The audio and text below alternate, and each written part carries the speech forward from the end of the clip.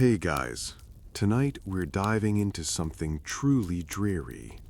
So go ahead and get comfortable, dim those lights, maybe grab an extra pillow, because we're about to spend the next few hours exploring the absolutely soul-crushing existence of Victorian factory workers.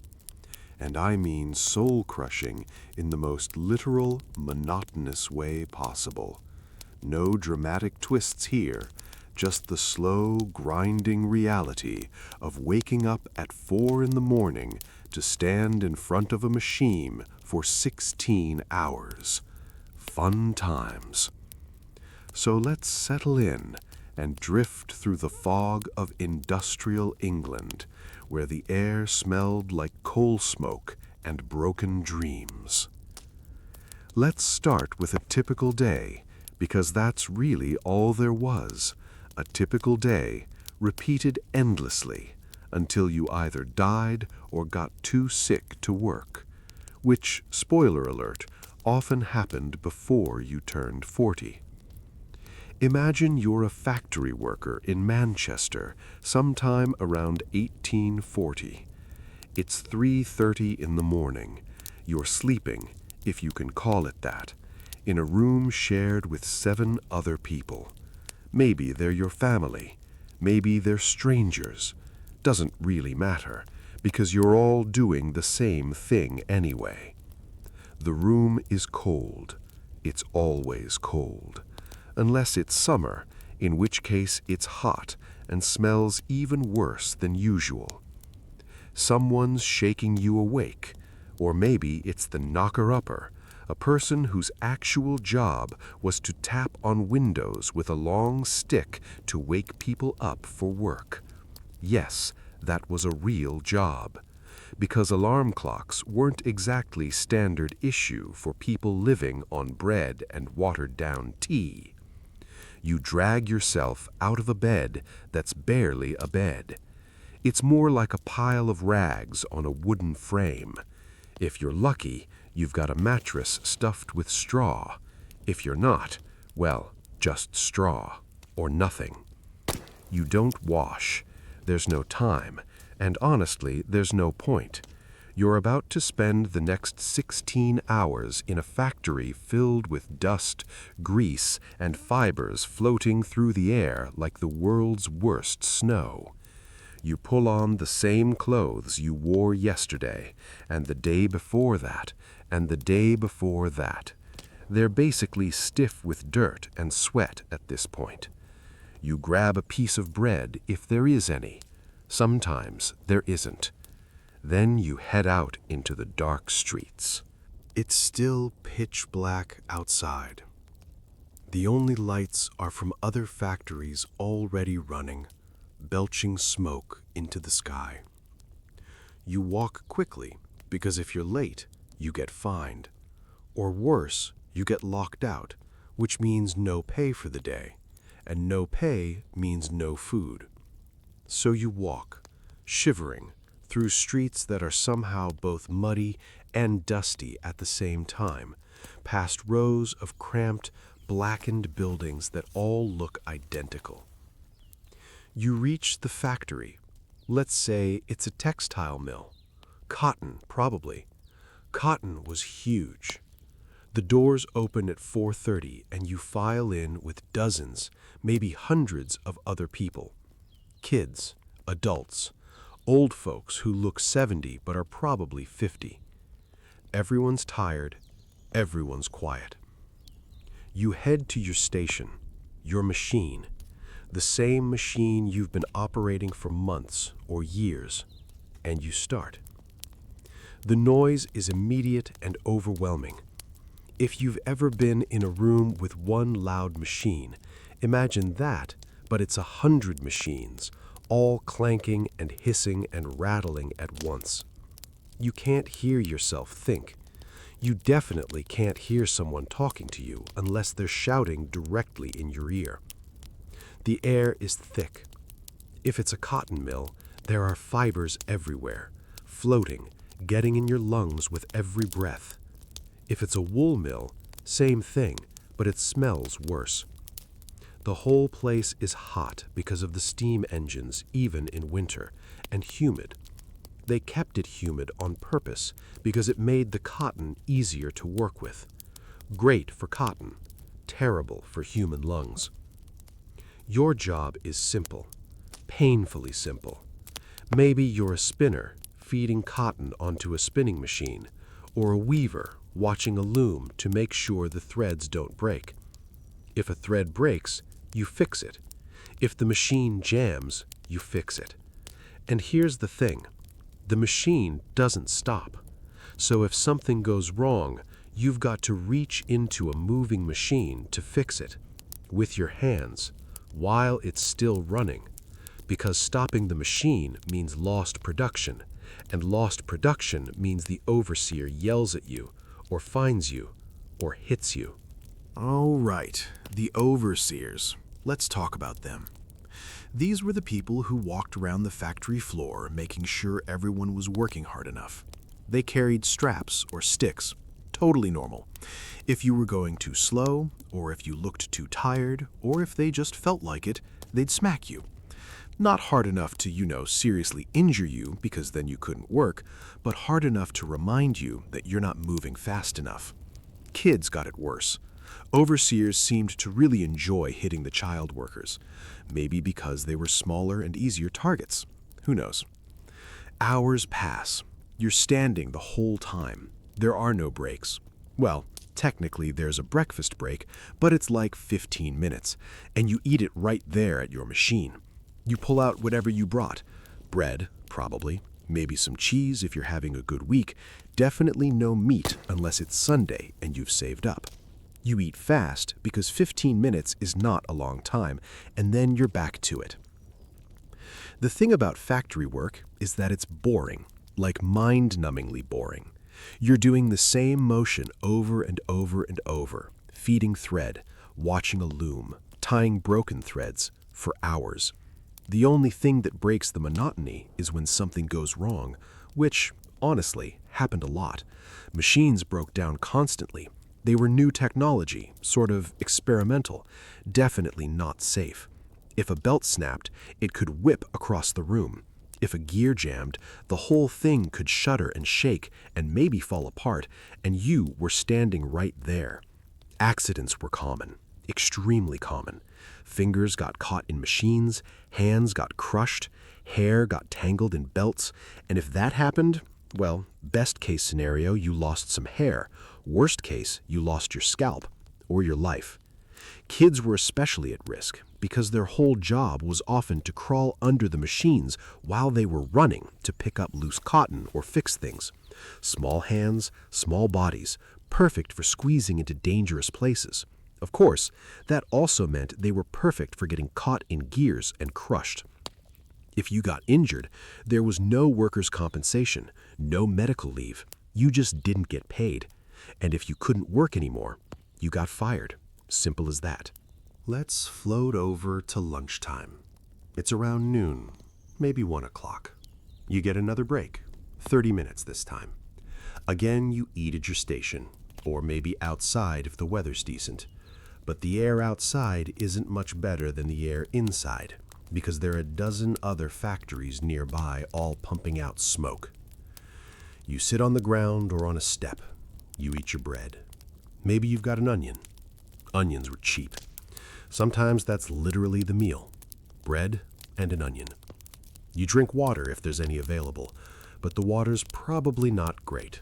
It's coming from a pump that's shared by half the neighborhood, and that neighborhood has open sewers running down the streets. So, enjoy that refreshing beverage. Then it's back inside. The afternoon is the hardest part. You're already tired. Your feet hurt. Your back hurts. Everything hurts. But you've still got hours to go. The machines are louder now, or maybe you're just more aware of them. The air feels heavier. If you're working with any kind of dye or chemical, your hands are stained and cracked. If you're in a metal factory, you've probably got burns. Small ones mostly. You learn to ignore them. Around 8 or 9 at night, the machines finally stop. The shift is over. You leave. You walk home in the dark, just like you arrived in the dark. If you're lucky, someone at home has made food. Potatoes, probably. Boiled potatoes. Maybe some cabbage. Meat is for special occasions. You eat. You collapse. You sleep for a few hours. Then it starts again. 6 days a week, every week, for years. Sundays you get off, which sounds nice until you realize you're so exhausted that you mostly just sleep or sit around because you don't have the energy to do anything else. Church was a thing, sure. Lots of workers went to church. It was one of the few places you could sit down and not get yelled at. Plus, hope for a better life after death, since this life was clearly not going great. Now let's talk about the money. Because surely all this work paid well, right? Wrong. Shockingly wrong. Adult men in factories might make around 10 to 15 shillings a week. That sounds like something until you realize rent for a single room was about 3 shillings a week. Food was expensive. Bread was a shilling for a 4-pound loaf. Coal to heat your freezing room was another expense. Clothes, shoes, literally everything cost money. So most families needed everyone to work. The wife worked, the kids worked, everyone worked, and they still barely scraped by. Women got paid less than men for the same work. Of course they did. A woman might make half what a man made, maybe 6 or 7 shillings a week. Why? Well, the logic was that women didn't need as much money because they weren't supporting families, except many of them were. Widows, single mothers, women with unemployed or dead husbands. It didn't matter. Half pay. Children got paid even less. A kid working in a factory might make 2 or 3 shillings a week, which doesn't sound like much because it wasn't. But for families living on the edge of starvation, 2 shillings was the difference between eating and not eating. So kids as young as 5 or 6 went to work, sometimes younger. There are records of 4-year-olds working in factories. 4 years old. And what were these tiny children doing? Mostly they were scavengers or piecers. Scavengers crawled under the running machines to pick up loose cotton. Piecers stood at the spinning machines and tied together threads that broke. Both jobs required small, nimble fingers. Both jobs were incredibly dangerous. And both jobs involved standing or crouching for 12 to 16 hours a day. Kids got tired. Of course they got tired. They were children. When they got tired, they moved slower. When they moved slower, the overseers hit them to speed them up. This was just accepted. Completely normal. There's this one account from a guy named John Burley who worked in a cotton mill as a child in the early 1800s. He described getting beaten with a stick regularly. He described being so tired that he could barely stand. He described other children falling asleep at their machines and getting injured because they were literally too exhausted to stay awake. And this wasn't some rare, extreme case. This was just how it was. The factories ran on exhaustion and desperation. The owners knew people needed jobs.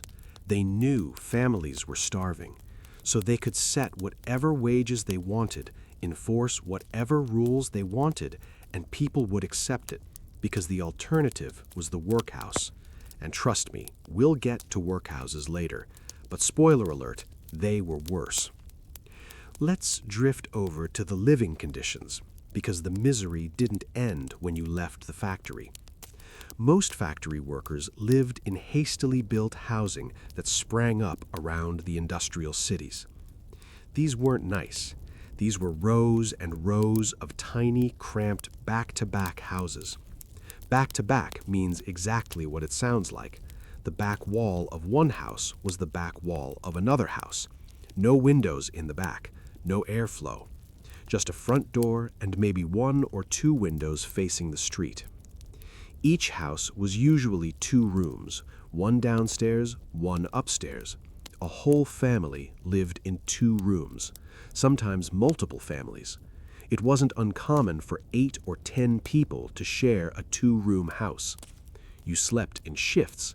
Kids slept on the floor. Everyone was on top of each other all the time. The streets were narrow and filthy. No sewers, or at least no proper sewers. People threw their waste into the street or into shared privies in the back courtyards.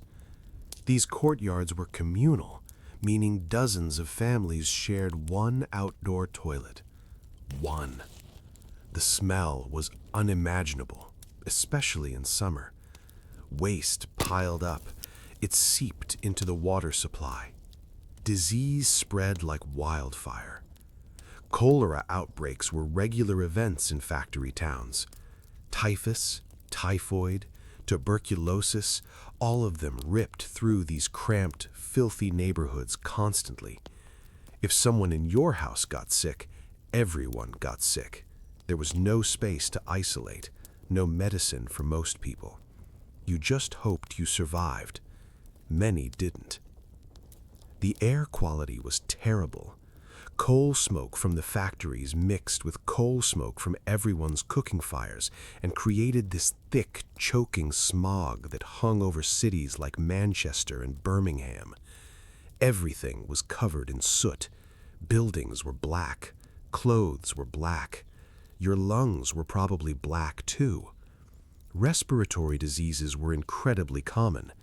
If you worked in a textile mill breathing in cotton fibers all day, you likely developed byssinosis, also known as brown lung.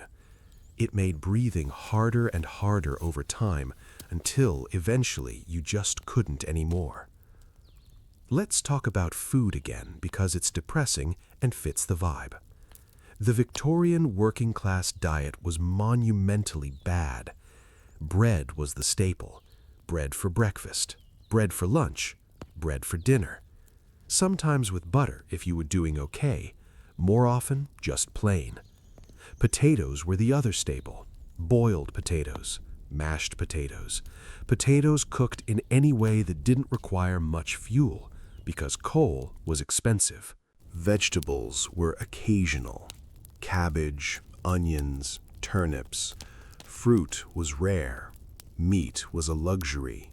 You might have a bit of bacon on Sunday if you saved up, or some offal, the cheap cuts nobody else wanted, liver, kidneys, tripe. Nutritional value was minimal. Variety was non-existent. People were malnourished.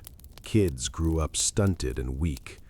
Rickets was common because nobody was getting enough vitamin D, especially since the sun barely penetrated the smog. Tea was huge.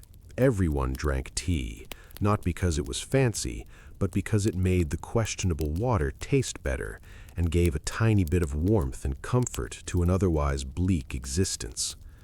Sugar was added if you could afford it.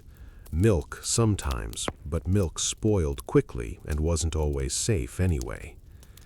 There were no refrigerators. Food storage was a challenge. You bought what you could afford day by day. There were markets where you could get cheap, often spoiled food, meat that was starting to turn, vegetables that were wilted and sad, bread from yesterday or the day before. You bought it anyway because it was cheaper and you didn't have a choice. Families lived on the edge of hunger constantly. If the factory cut hours, or if you got sick and couldn't work, you just didn't eat. Children went to school hungry, if they went to school at all. Most didn't. They were working. Education was not a priority when survival was the goal. Let's float over to the factory owners for a second, because the contrast is darkly funny. These guys were making enormous amounts of money. The Industrial Revolution was a gold mine for people with capital. They built massive factories, bought new machines, hired hundreds of workers at poverty wages, and raked in profits. They lived in huge houses in the countryside, far away from the smoky, filthy cities where their factories were. They had servants. They had multiple courses at dinner. They had leisure time. And they genuinely believed they were doing a good thing. There was this whole attitude that they were providing jobs, lifting people out of rural poverty, contributing to progress. The fact that those jobs were slowly destroying people's bodies and minds didn't factor in much, or if it did, the logic was that it was better than the alternative. And maybe it was, sometimes. Rural poverty was also terrible, but that's a low bar. Some factory owners were exceptionally cruel. They fined workers for everything. Late? Fined. Talking? Fined. Machine broke? Fined. Your window was dirty? Fined. These fines came out of already pathetic wages. There are records of people working a full week and taking home almost nothing because of fines. Other owners were paternalistic in this weird, condescending way. They'd build housing for their workers, but it was company housing, so you had to follow company rules even at home. No drinking, no noise, attend the company church. Some factory owners built whole towns around their factories and controlled every aspect of workers' lives. They called it benevolent. The workers called it something else. There's this famous example, Robert Owen and his mill at Newlanark in Scotland. He's often held up as this enlightened factory owner, and compared to others, he was. He reduced working hours to 10.5 hours a day, which was considered shockingly generous. He didn't employ children under 10, he built decent housing, he provided education, and all of that is genuinely better than the norm. But let's be real, 10.5 hours a day is still a lot. Not employing kids under 10 means he was fine employing 10-year-olds. The bar was underground. Meanwhile, most factory owners didn't even bother with that level of pretend benevolence. They just wanted profit. Workers were interchangeable. If you got too sick or too injured to work, there were 10 people desperate enough to take your place. No loyalty, no job security, just raw capitalism, grinding people down. The whole system was built on the idea that labor was cheap and replaceable. And it was. People were flooding into cities from the countryside looking for work. The Enclosure Acts had kicked smallholders off their land. Farming wasn't an option for many anymore, so they came to the cities, desperate, and they took whatever work they could get. Factory owners had all the power. Workers had none. Unions were illegal for a long time. The Combination Acts, passed in 1799 and 1800, made it illegal for workers to organize or collectively bargain. If you tried to form a union, you could be arrested. So workers had no way to push back against terrible conditions or low wages. You either accepted it or you starved. The Combination Acts were repealed in 1824, but even after that, unions were risky. Employers would fire anyone suspected of union activity. They'd blacklist them so they couldn't get work anywhere. Strikes happened, but they were dangerous. If you went on strike, you weren't getting paid. And if you weren't getting paid, your family wasn't eating. So strikes had to be short and desperate, and they often failed. Let's drift back to the daily misery, because there's more. The workday was long, but the work year was also relentless. There were no paid holidays, no vacation days, no sick leave. You worked 6 days a week, every week, all year. The only days off were Sundays and a handful of holidays like Christmas. But even those weren't guaranteed. Some factories ran on Christmas, because why let a little thing like a major religious holiday get in the way of profit? If you got sick, you just didn't get paid. If you were sick for more than a few days, you might get fired. There was no safety net, no health insurance. If you needed a doctor, you paid for it yourself. Most people couldn't afford doctors, so they didn't go. They just suffered through illnesses and hoped they'd get better. Often they didn't. Workplace injuries were treated the same way. If you got hurt, that was your problem. There's this heartbreaking thing where workers who lost fingers or hands in machines would just wrap them up and keep working because they couldn't afford to stop. Infections were common. Medical care was non-existent for most. People died from injuries that would be totally treatable today. And if you were too injured to work, you ended up in the workhouse. The workhouse was the Victorian answer to poverty, and it was designed to be as unpleasant as possible. The idea was that if the workhouse was terrible enough, people would do anything to avoid it, including working for starvation wages in dangerous factories. So, mission accomplished, I guess. Workhouses were grim. Families were separated. Men, women, and children were housed in different sections and weren't allowed to see each other. You wore a uniform. You ate the cheapest possible food, usually watery gruel and bread.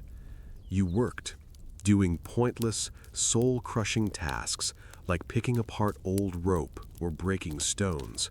It was deliberately miserable. People were terrified of the workhouse. It was seen as the ultimate failure, the last stop before death, and often it was. Mortality rates in workhouses were high. Disease spread easily. The food was inadequate.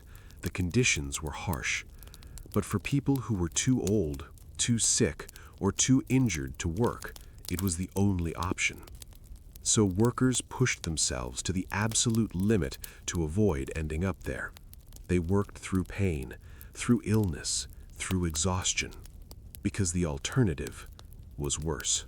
Let's talk about children again, because their situation was particularly bleak. Child labor was everywhere in Victorian England. Factories, mines, farms, workshops, homes. Kids worked. It was just expected.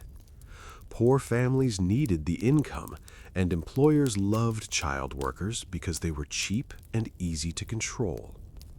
In factories, children did the jobs that required small hands and bodies.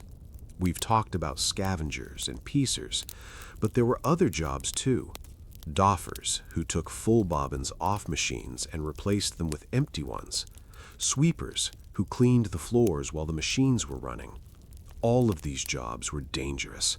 All of them involved long hours, and all of them paid almost nothing. Factory children were often orphans or from desperately poor families. Some were sold to factory owners by workhouses. Yes, sold. Workhouses would apprentice out children to factories, and the factory owner would house and feed them in exchange for their labor. Which sounds almost reasonable, until you realize the housing was a crowded dormitory, and the feeding was minimal, and the labor was 16 hours a day.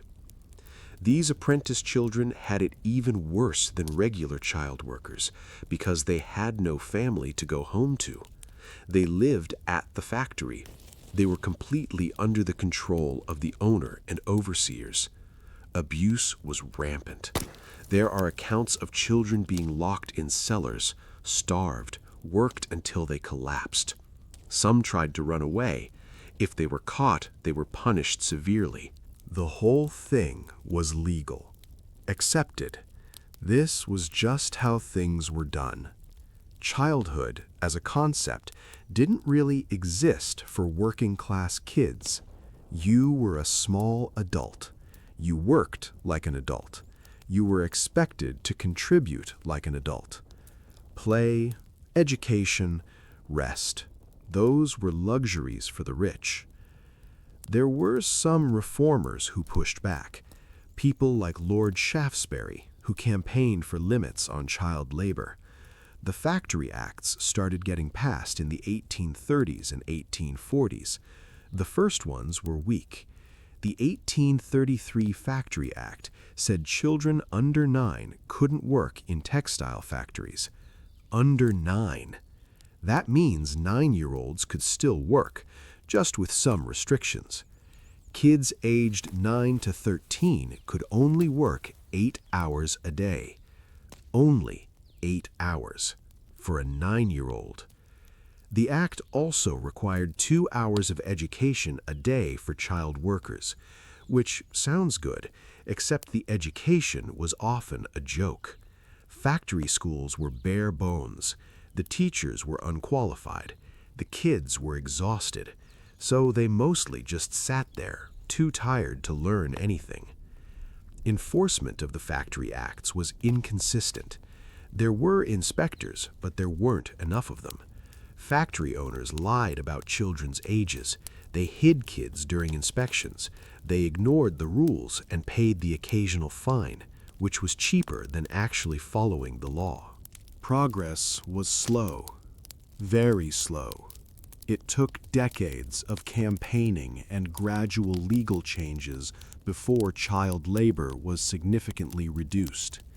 And even then, it didn't disappear. It just shifted. Kids who couldn't work in factories anymore worked in other places: workshops, homes, streets. Poverty didn't go away just because the law changed. Let's drift over to the idea of free time, which is funny because there wasn't much. After working all day, walking home, eating, you had maybe an hour or two before you needed to sleep. What did people do? Not a lot. They were tired, exhausted really. Some people went to pubs. Drinking was a common escape. Beer and gin were cheap, or at least cheaper than other forms of entertainment. Pubs were warm and social. You could sit down, have a drink, talk to people. For a few hours, you could forget about the factory. Of course, spending money on alcohol when your family was barely eating was a problem, but people did it anyway because the psychological escape was worth it. There was a whole moral panic about working-class drinking. Middle and upper-class reformers were constantly wringing their hands about drunkenness among the poor. They set up temperance movements, trying to get workers to sign pledges not to drink. Some workers did, many didn't, because honestly, if you're living this life, a drink seems pretty reasonable. Other forms of entertainment were limited. Music halls became popular later in the Victorian era. Cheap theater, street performers. But all of that cost money, and money was always tight. So a lot of people just went home and slept. Religion was a big part of life for many workers. Churches and chapels were community centers. They offered a sense of belonging, moral structure, hope for something better. Nonconformist churches, like Methodists and Baptists, were especially popular among the working class. They were more egalitarian than the Church of England. They didn't care as much about social hierarchy. You could participate, have a voice, feel like you mattered. Sunday services were a chance to dress in your best clothes, which were still pretty shabby, but you tried. You sat, you sang, you listened to sermons about endurance and heavenly reward. It was comforting in a way. This life is hard, but the next one will be better. Just keep going, keep suffering. It'll be worth it. Whether that was true or not, it helped people cope. It gave structure and meaning to lives that were otherwise pretty bleak. Let me pause here for part one. We've covered the daily grind, the work, the conditions, the pay, the food, the housing, the children, the overseers, the owners, and the utter grinding misery of it all. We're just getting started, though. There's so much more to unpack. The health effects, the specific types of factories, the reforms that slowly started to happen, the social movements, the small moments of resistance and survival. But for now, let's just sit with the reality of waking up at 4 in the morning, every morning, to stand in front of a machine in a hot, dusty, deafening room for 16 hours, 6 days a week, for wages that barely keep you alive. That was the life. That was normal. Let that settle in as we drift toward part 2. All right, so we're back.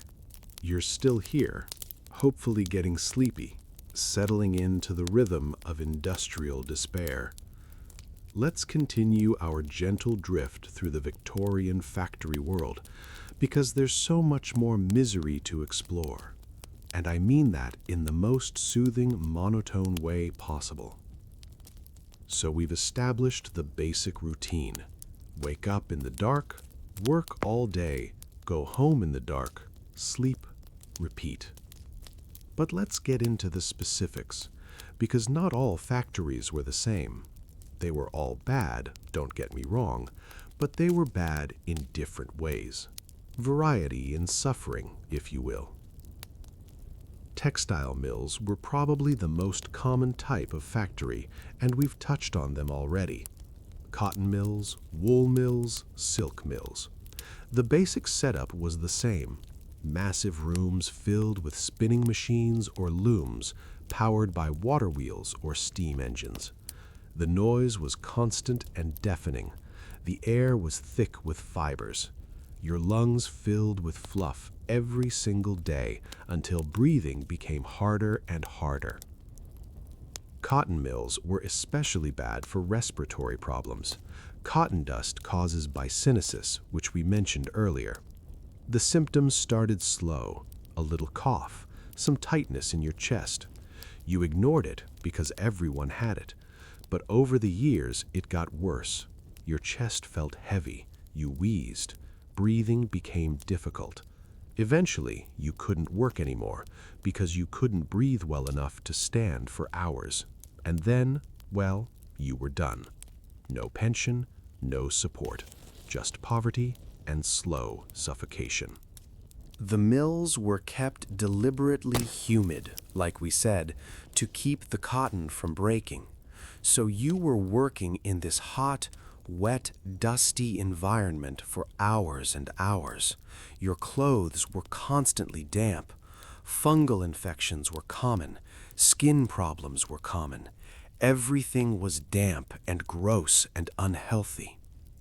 Wool mills had their own special kind of terrible.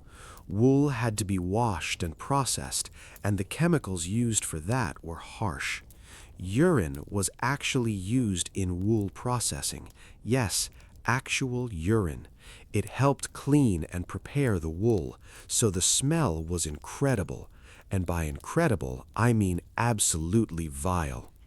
Workers' hands were constantly exposed to these chemicals. Burns, rashes, cracked skin, all normal.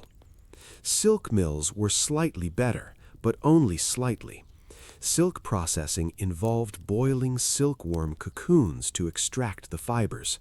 So you were working in hot, steamy rooms, pulling apart cocoons, breathing in steam and fiber particles. The work was delicate and required good eyesight, so a lot of silk workers were young women and girls.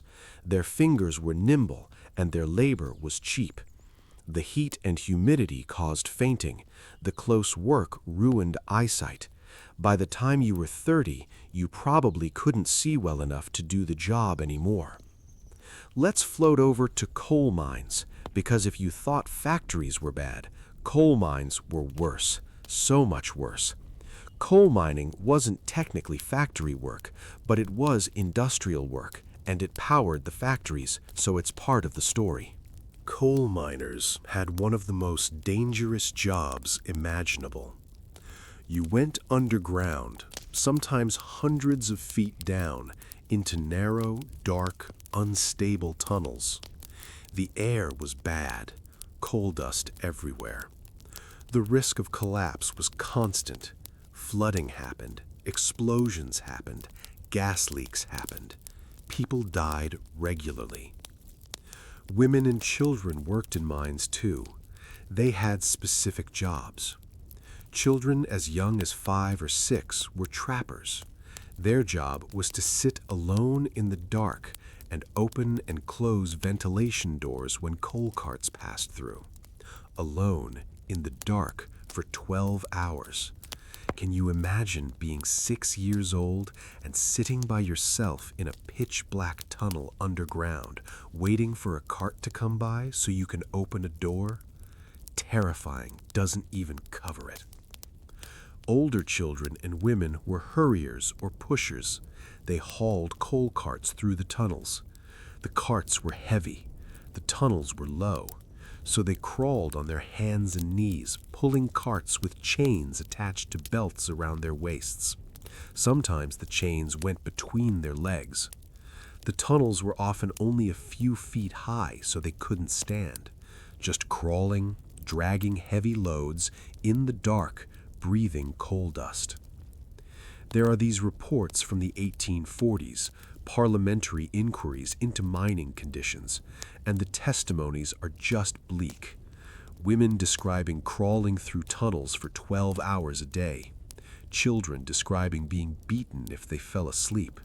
People describing accidents where tunnels collapsed and workers were just left buried because it wasn't worth the effort to dig them out. One particularly grim detail: women and girls often worked half naked in the mines because it was so hot, and the clothes got in the way.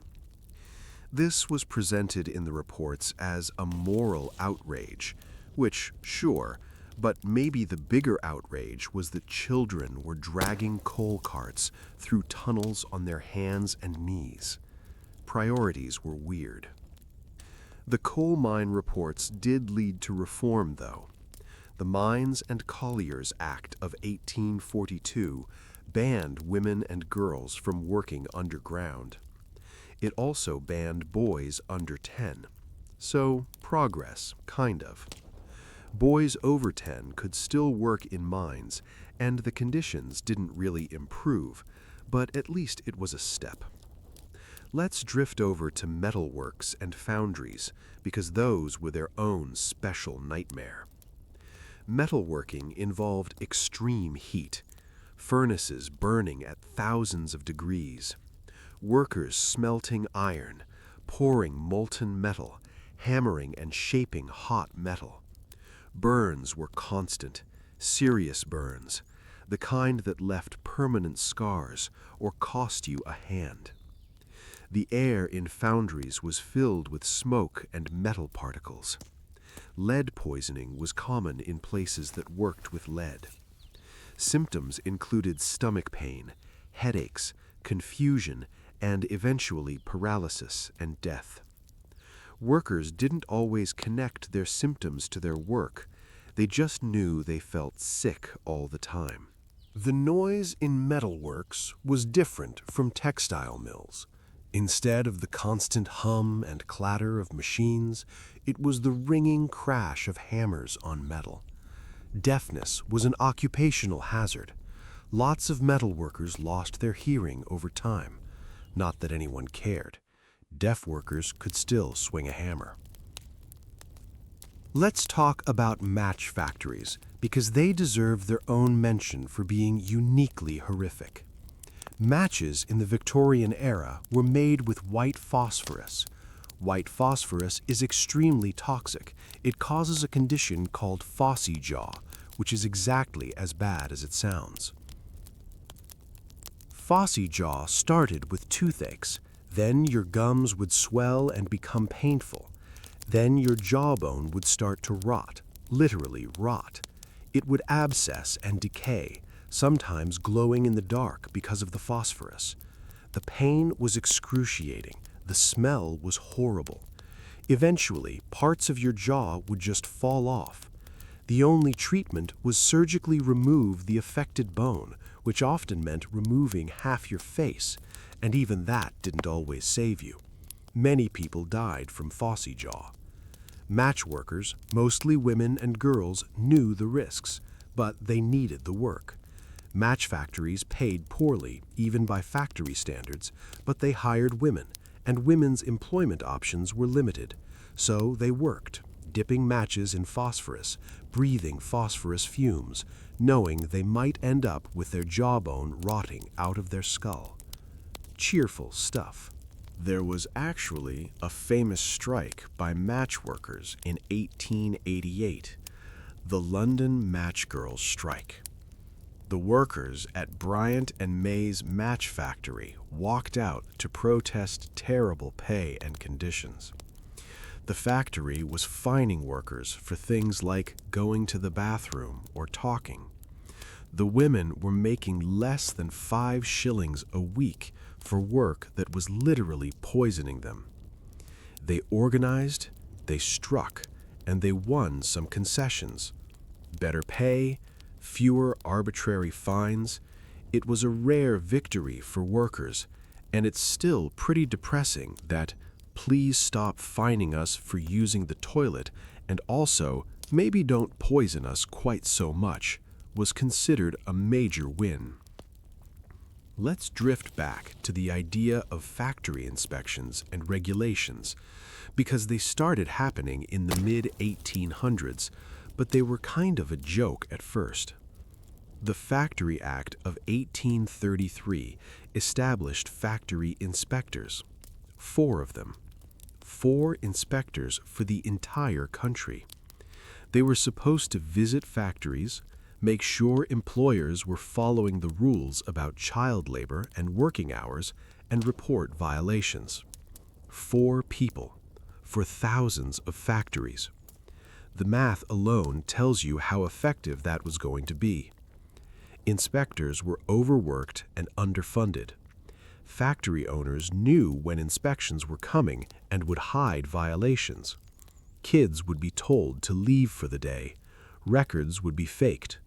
The inspector would show up, see a mostly compliant factory, write a report, and leave.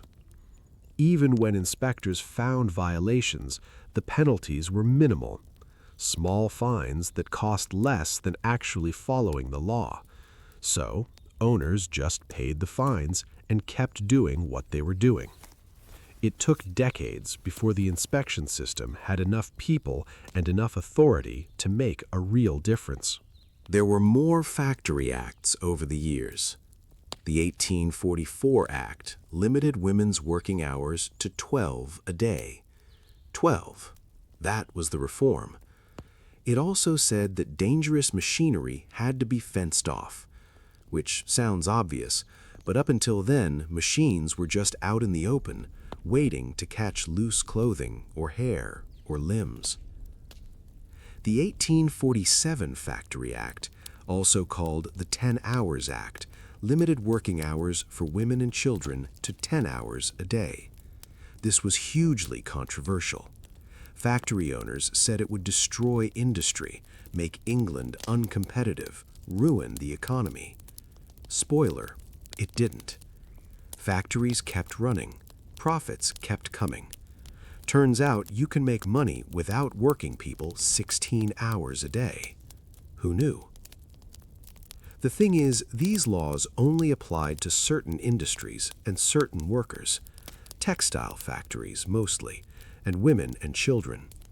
Adult men weren't covered for a long time because the prevailing attitude was that men could negotiate their own terms, which, again, they couldn't, but the law pretended they could. Workshops and small factories weren't covered either, so if you worked in a small metalworking shop or a pottery or a garment workshop, none of these protections applied to you. You could still work unlimited hours in terrible conditions.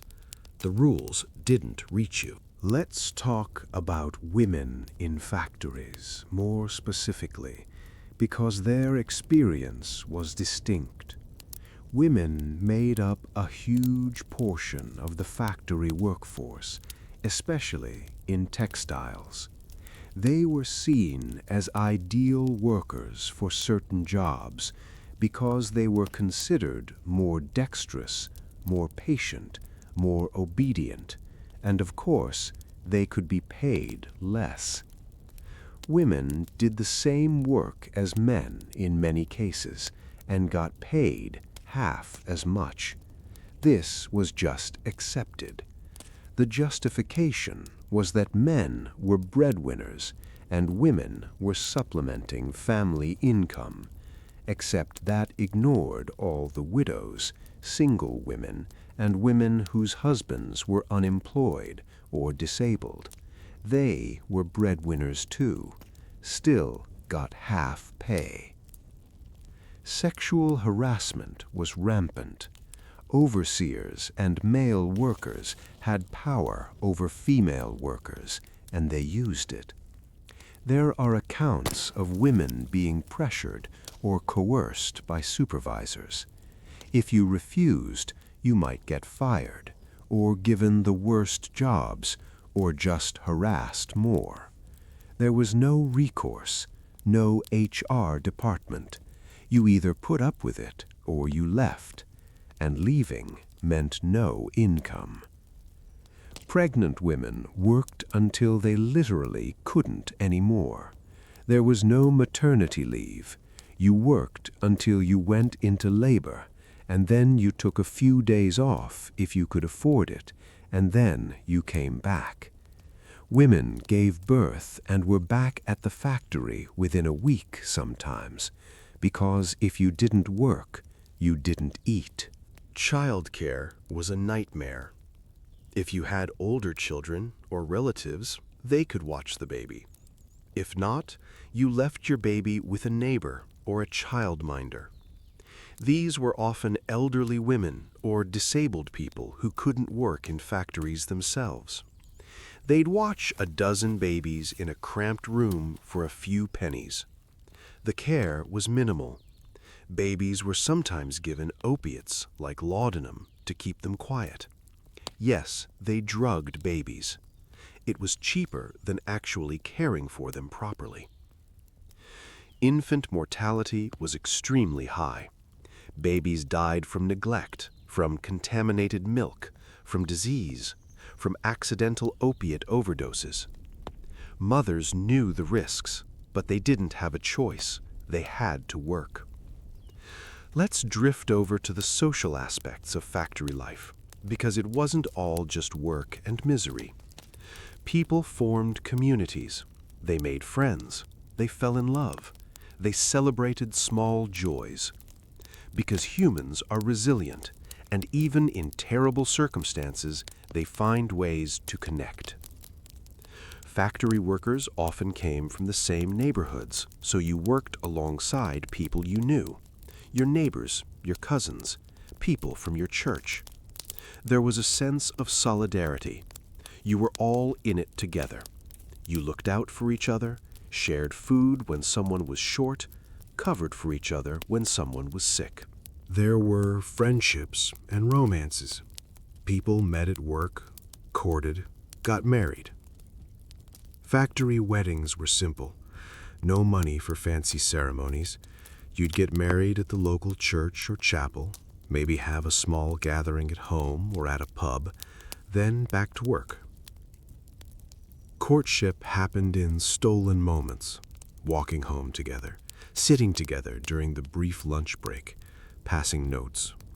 It was all very constrained because there was no time and no privacy, but people managed. There were also tensions and conflicts. Fights broke out. People got jealous or angry or frustrated. Working in close quarters with the same people for hours every day, tempers flared. Overseers had to break up fights sometimes. People held grudges. Gossip spread. It was a small, intense social world. Let's talk about factory towns specifically, because certain cities became completely dominated by industry. Manchester was the big one. It was called Cottonopolis because the whole city was built on cotton mills. By the mid-1800s, Manchester had dozens and dozens of mills, hundreds of thousands of workers, and some of the worst living conditions in England. Friedrich Engels, yes, that Engels, wrote about Manchester in the 1840s.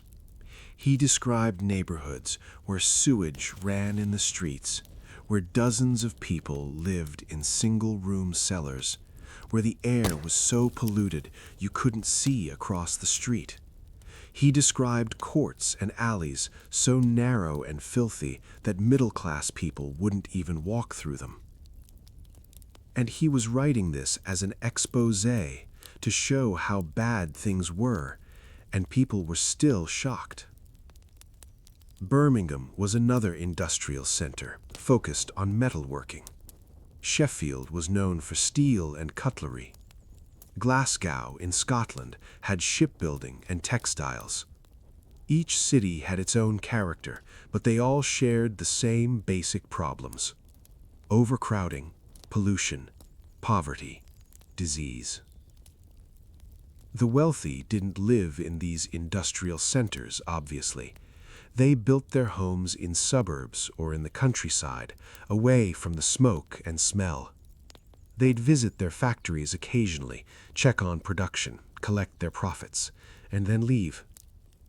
The physical separation meant they didn't have to see or smell the reality of how their wealth was being generated. There were some middle-class reformers who ventured into working-class neighborhoods to document conditions and push for change. Charles Dickens wrote about industrial poverty.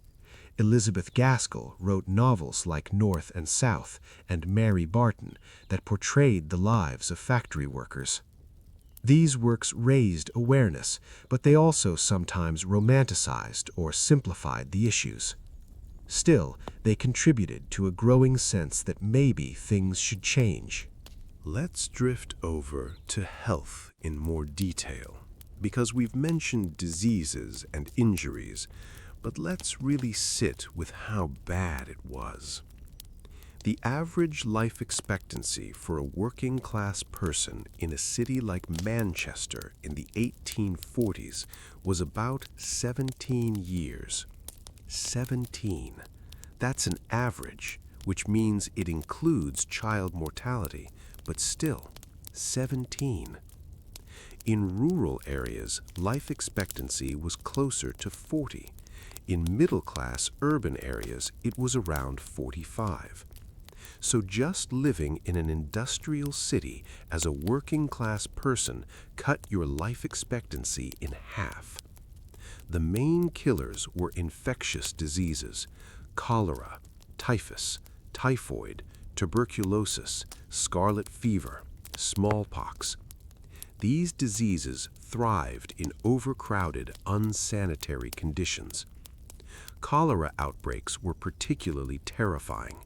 Cholera is a waterborne disease, and it spread through contaminated water supplies. In cities where everyone drew water from shared pumps and where sewage seeped into the groundwater, cholera could spread incredibly fast. You'd be fine in the morning, and by evening you'd be vomiting and suffering from severe diarrhea. Within a day or two, you could be dead from dehydration.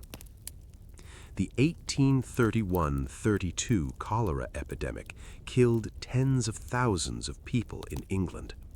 There were more outbreaks in 1848-49 and 1854. Each one devastated working-class neighborhoods. The wealthy could flee to the countryside. The poor couldn't. They just had to stay and hope they didn't get sick. Tuberculosis, or consumption as it was called, was even more common. It was a slow killer. You'd start coughing, losing weight. You'd get weaker and weaker. You'd cough up blood. Eventually, your lungs would fail. There was no cure. It spread easily in crowded housing where people shared beds and had no ventilation. Factory workers were especially vulnerable because their lungs were already compromised from breathing in dust and fibers all day. Tuberculosis loved damaged lungs. If you worked in a textile mill, your chances of getting TB were high, and once you had it, you'd likely pass it to your family. Typhus and typhoid were also common. Typhus was spread by lice, which thrived in dirty, crowded conditions. Typhoid was spread through contaminated food and water. Both caused high fevers, rashes, and could be fatal. There were no antibiotics. Treatment was basically rest and hope. Childhood diseases like scarlet fever, measles, and whooping cough killed huge numbers of children. These diseases are serious even now, but back then they were often deadly. Kids were malnourished and living in unsanitary conditions, so their immune systems couldn't fight off infections effectively. And then there were the injuries. We've talked about machinery accidents, but let's get specific. Fingers getting caught in gears and being crushed or severed. Hands getting mangled in looms. Hair or clothing getting caught in belts and pulling someone into the machine. Scalping. Broken bones from falling equipment. Burns from steam or hot metal. If you were injured, the factory might have a first aid station of sorts. Bandages, maybe. Someone to tie a tourniquet if you were bleeding badly. But actual medical care required a doctor, and doctors cost money. Most workers couldn't afford it, so injuries were treated poorly, infections set in, and people either recovered on their own or they didn't. Amputations were done without anesthesia in the early part of the Victorian era. Ether and chloroform were introduced in the 1840s, but they weren't widely used for working-class patients for years. So if you needed a limb amputated because of an injury or infection, you were held down and the surgeon just cut it off while you screamed. Fun. Even if you survived the surgery, the risk of infection was huge. Germ theory wasn't understood until later in the 1800s. Doctors didn't sterilize instruments or wash their hands. They'd go from patient to patient spreading bacteria. Survival rates for surgery were not great. Let's talk about alcohol again, because it was such a big part of coping with all of this. Gin was called mother's ruin because it was cheap and strong, and a lot of women drank it to get through the day. Gin shops were everywhere in working-class neighborhoods. You could get a drink for a penny. For 2 pence, you could get drunk. For 3 pence, you could get dead drunk, and they'd give you a pile of straw to sleep it off. This is where the phrase drunk for a penny, dead drunk for 2 pence comes from. It was literal. Gin shops advertised it. There are accounts of these places having rooms in the back where people who drunk themselves unconscious could lie on straw until they woke up. The temperance movement saw this as moral failing. Reformers gave speeches about the evils of drink and how working-class people needed to be more virtuous and sober. They weren't entirely wrong that alcoholism was a problem, but they also completely missed the point. People weren't drinking because they're morally weak. They were drinking because their lives were unbearable. Imagine working 16 hours in a deafening, dusty factory, coming home to a freezing room with no food, knowing you have to do it all again tomorrow, and the next day, and the next, until you die or your body gives out. A drink that makes you forget for a few hours seems pretty reasonable.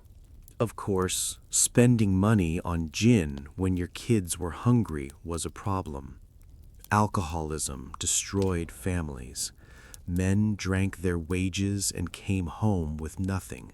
Women drank and couldn't care for their children. It was a vicious cycle. Poverty led to drinking, drinking led to more poverty. Some workers did embrace temperance. They signed pledges, joined temperance societies, committed to sobriety. For some, it helped. It gave structure and community. Temperance societies offered social events, mutual support, a sense of purpose.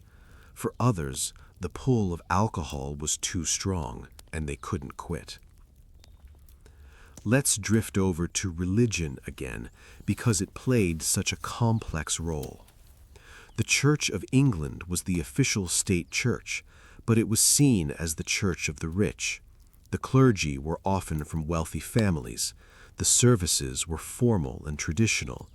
Working-class people didn't always feel welcome. Nonconformist churches, the Methodists, Baptists, Congregationalists, were much more popular among workers. These churches were evangelical, emotional, participatory. You could shout amen, you could sing loudly, you could feel the Spirit. It was cathartic. Methodist preachers went into working-class neighborhoods and held open-air services. They spoke in plain language about sin and redemption and the promise of heaven. They offered community and belonging. Methodist chapels became social centers. You went to services, but also to meetings, socials, Sunday schools. Sunday schools were important because they were often the only education working-class children got. They learned to read using the Bible. They learned hymns. They learned basic moral lessons. It wasn't much, but it was something. Religion also preached endurance. Suffer now, be rewarded later. Your earthly life is hard, but your heavenly life will be glorious. This could be seen as a tool of social control, convincing workers to accept their misery instead of fighting it. And there's some truth to that, but it also provided real comfort. The promise of something better, even if it was after death, helped people keep going. There were also radical religious movements. Some preachers talked about social justice, about how the current system was unjust and needed to change. They connected Christian teachings to labor rights and economic equality. These were a minority, but they existed. Let's talk about education, or the lack of it. We've mentioned that most working-class children didn't go to school because they were working. But there were some educational opportunities, limited as they were. Sunday schools provided basic literacy. Dame schools were informal schools run by women in their homes. You'd pay a few pennies a week, and your child would sit in a cramped room with a dozen other kids learning the alphabet and basic reading. The quality varied wildly. Some dame school teachers were kind and competent. Others were just old women who needed money and didn't really teach much. Ragged schools started appearing in the 1840s. These were charity schools for the poorest children, the ones who couldn't afford even a dame school.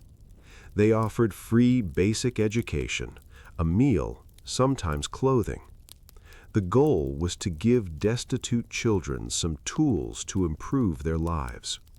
It was charity, which came with a certain condescension, but it was also genuinely helpful for some kids. Factory schools, as required by the Factories Acts, were supposed to provide a few hours of education to child workers. In practice, they were useless. The children were exhausted from working. The teachers were unqualified. The facilities were minimal. Kids sat there half asleep, learned nothing, and went back to work.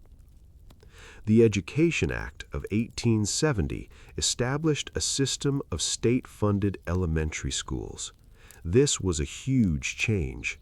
Education was still not free or compulsory yet, but it was moving in that direction. By the 1880s, elementary education was free and compulsory up to age 10. Later, it was extended to age 12. This meant that children had to go to school instead of working, at least for a few years. Factory owners complained about losing their child workers. But gradually, childhood started to be seen as a time for education and growth, not labor. It took a long time, and enforcement was patchy, but it was progress. Let's drift back to the factories and talk about the specific rhythm of the workday in more detail. The workday was divided by bells or whistles. A bell rang to start work, a bell rang for breakfast break, a bell to resume work, a bell for lunch, a bell to resume, a bell to end the day. Your life was dictated by those bells. If you missed a bell, you were in trouble. Late to start, fined or locked out. Took too long at break, fined. The discipline was rigid and unforgiving. Factory time was different from agricultural time. On a farm, work was dictated by seasons, weather, daylight. It was hard, but it had a certain natural rhythm. Factory work was mechanical, relentless, disconnected from nature. This was actually a difficult adjustment for people moving from rural areas to factory work. They weren't used to the strict timekeeping, the constant pace.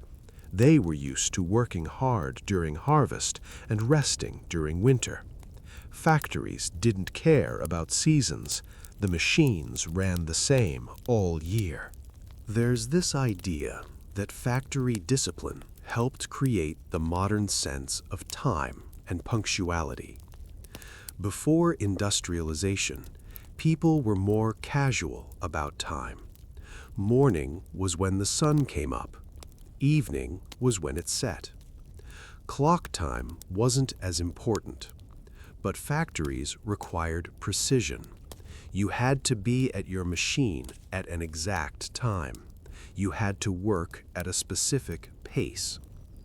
This discipline extended beyond the factory. Workers learned to organize their entire lives around the clock. Wake at a specific time.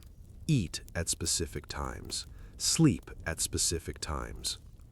It trained people into the rhythms of industrial capitalism, which sounds very academic, but the lived experience was just that your whole life was controlled by the needs of the factory. Let's talk about accidents in more detail, because they were so common and so devastating. Textile mills had flying shuttles that could shoot out of looms and hit workers. There are accounts of people being struck in the head or chest and being seriously injured or killed. The shuttles were heavy and fast.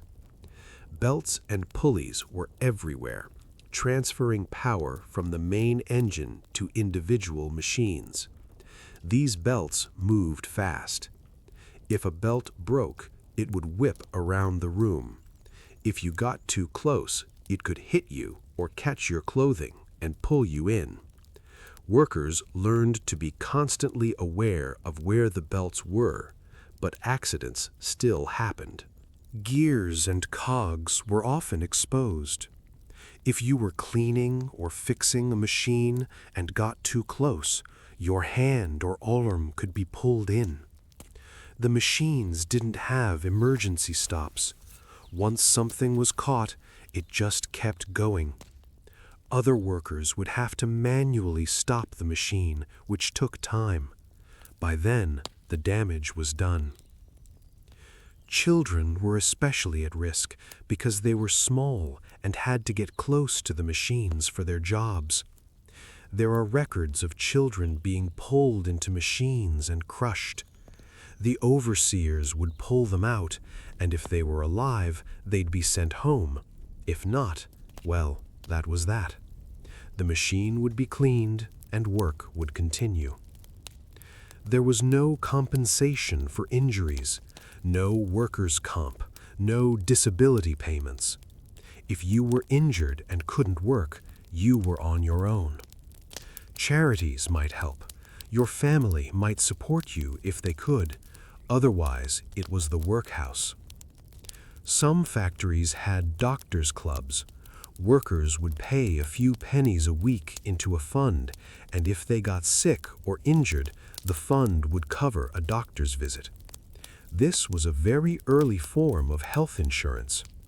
It helped, but the contributions were a burden on already tight budgets, and the coverage was minimal. Friendly societies and mutual aid organizations also existed. Workers would band together and contribute to a common fund. If someone got sick or died, the fund would help support them or their family. These were working-class people taking care of each other because no one else would. Let's drift over to the idea of social mobility, or again, the lack of it. If you were born into a working-class family, you would almost certainly die working class. There was very little opportunity to move up. Education was limited. Capital was required to start a business. Jobs that paid well required connections or skills that took years to develop, and you didn't have years because you were working in a factory. There were rare exceptions. A particularly talented or lucky person might become an overseer or a skilled worker and earn a bit more. A few people saved enough to open a small shop, but these were exceptions. For the vast majority, your life was determined by your birth. Children followed their parents into the factories. If your father was a weaver, you'd probably be a weaver. If your mother worked in a mill, you'd work in a mill. The same jobs, the same poverty, generation after generation. It was a system designed to maintain itself. The middle and upper classes saw this as natural. They believed in a hierarchy. Some people were meant to work with their hands, others with their minds. Some were meant to lead, others to follow. It was all part of God's plan, or natural order, or whatever justification made them comfortable with extreme inequality. But working-class people weren't stupid. They knew they were being exploited. They knew the system was unfair. They just didn't have the power to change it. Not yet, anyway. Let's talk about early labor organizing. Because even though unions were illegal for a long time, workers still tried to organize. There were secret societies, informal agreements, spontaneous strikes. It was risky, but people did it because they were desperate. The Luddites in the early 1800s are a famous example. They were textile workers who smashed machines in protest. They weren't anti-technology, despite how they're portrayed now. They were anti-starvation. The new machines were putting skilled workers out of jobs, and the Luddites were fighting back the only way they could. The government responded with force. Luddites were arrested, some were executed. The movement was crushed. There were other movements. The swing riots in the 1830s, agricultural workers protesting threshing machines. The Chartists in the 1830s and 40s, demanding political reform and voting rights for working-class men. These movements were met with resistance, sometimes violent resistance. The government and the wealthy saw any organizing as a threat. But slowly, very slowly, things started to shift. The Combinations Acts were repealed in 1824. Trade unions started forming legally. They were small and limited at first. Skilled workers like carpenters or printers formed unions to protect their trades. Factory workers were harder to organize because they were less skilled and more easily replaced. The Grand National Consolidated Trades Union was formed in 1834, attempting to unite all workers. It failed quickly, but it was an attempt. There were strikes, some successful, most not. Each failure taught lessons. Workers learned how to organize, how to negotiate, how to sustain a strike. By the later Victorian period, unions were becoming more established. The Trades Union Congress was founded in 1868. Unions started gaining legal protections and recognition. It was a long, slow process, but it was happening. Let's drift over to the concept of respectability, because it was huge in Victorian culture and affected working-class life in complex ways. The Victorian middle class was obsessed with respectability. Moral behavior, clean living, hard work, family values, and they pushed these values on to the working class. The idea was that if you were poor, it was because you weren't respectable enough. If you just worked harder, drank less, saved more, went to church, you'd be fine. This conveniently ignored the fact that working-class people were already working as hard as humanly possible and still couldn't escape poverty. But victim blaming was easier than addressing systemic issues.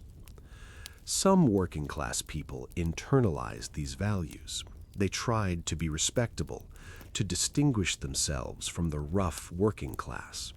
They kept their homes as clean as possible despite the terrible conditions. They went to church. They didn't drink. They saved every penny. They wore their best clothes on Sunday.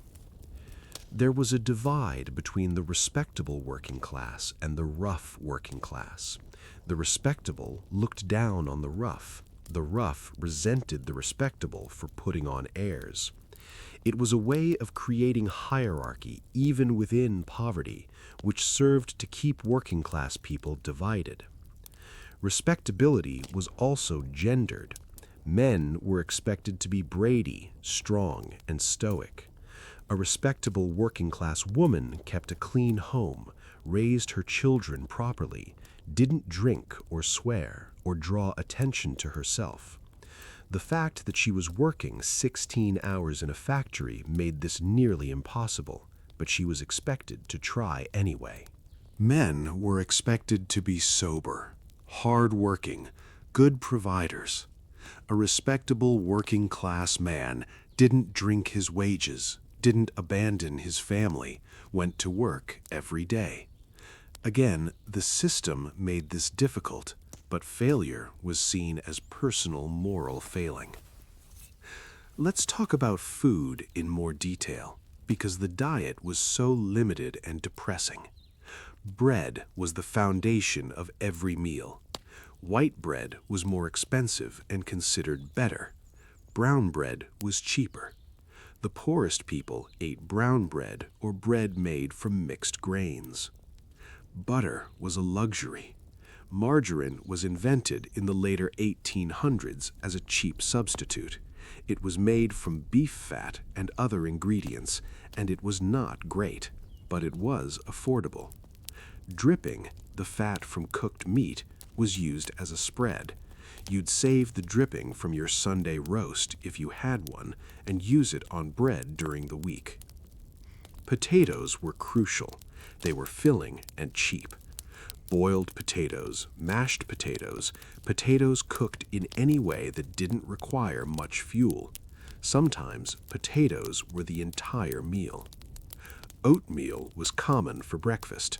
Porridge made from oats and water, maybe with a little milk if you had it. It was cheap and filling, if bland. Vegetables, when available, were cabbage, onions, turnips, carrots, usually boiled until they were soft and nearly flavorless. Cooking methods were limited because fuel was expensive. You didn't roast or bake much. You boiled things in one pot. Meat was rare. On Sunday, if you could afford it, you might have a small piece of beef or mutton. During the week, you'd use the bone to make broth. Or you'd buy offal, the cheap cuts, liver, kidneys, tripe, pig's trotters.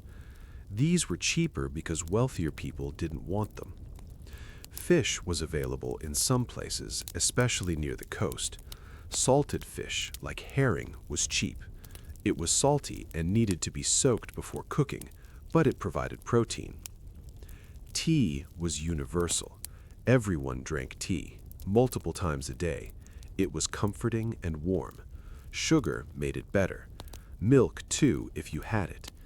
Tea was so important that even the poorest families found a way to afford it. Sweets were a rare treat. Candy was too expensive for regular purchase. Sometimes children would get a piece of toffee or a biscuit as a special treat. Otherwise, sugar was reserved for tea. The diet was high in carbohydrates, low in protein, low in vitamins.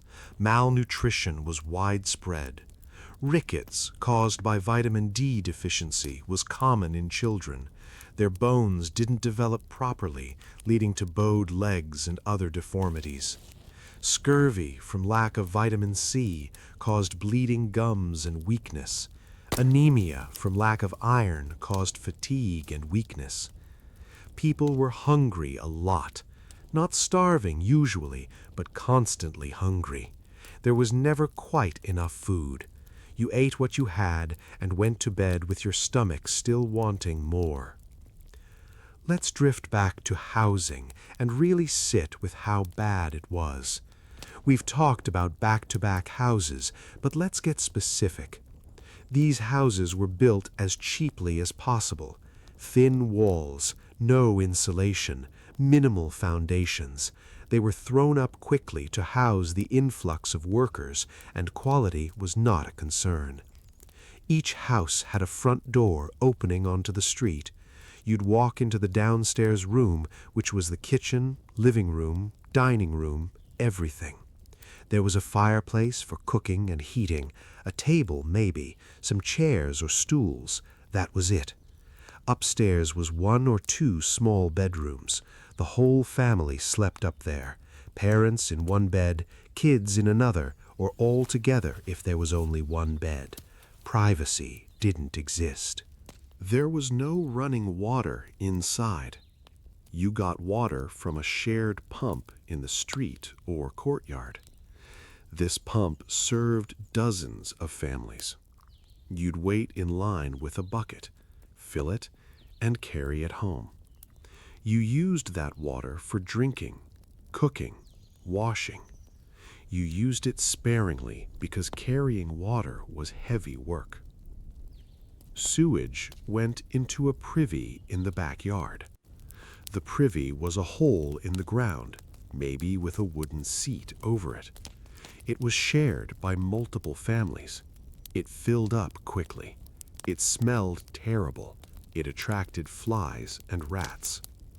Periodically, a night soil man would come and empty it, taking the waste to dump somewhere outside the city. This was a terrible job, but someone had to do it. In the worst neighborhoods, there were no privies. People just used the streets or alleys. Human waste mixed with animal waste, garbage, mud. The streets were disgusting. Inside the houses, there were bugs. Bed bugs lived in the mattresses and furniture, coming out at night to bite. Lice lived in hair and clothing. Fleas lived everywhere. People were constantly itchy and bitten. There were attempts to control the bugs, but with so many people living in close quarters, it was nearly impossible. Rats were a constant presence. They lived in the walls, in the cellars, in the streets. They ate garbage. They ate food if it wasn't carefully stored. They carried disease. People tried to kill them, but there were always more. Heating was a challenge. Coal was the fuel, but it was expensive. You bought small amounts, burned it carefully. The fire was the center of the home. You cooked on it, warmed yourself by it, dried clothes near it. When the coal ran out, the house got cold. In winter, it was brutal. People slept in their clothes, huddled together for warmth. Lighting was also a problem. Candles were expensive. Oil lamps were better, but still cost money. Many families just went to bed when it got dark because they couldn't afford light. If you needed light, you used it sparingly. Let's talk about laundry, because it was a huge amount of work. Clothes got filthy from factory work and from the dirty environment, but washing them was an ordeal. You needed water, which had to be carried. You needed soap, which cost money. You needed fuel to heat the water. You needed time.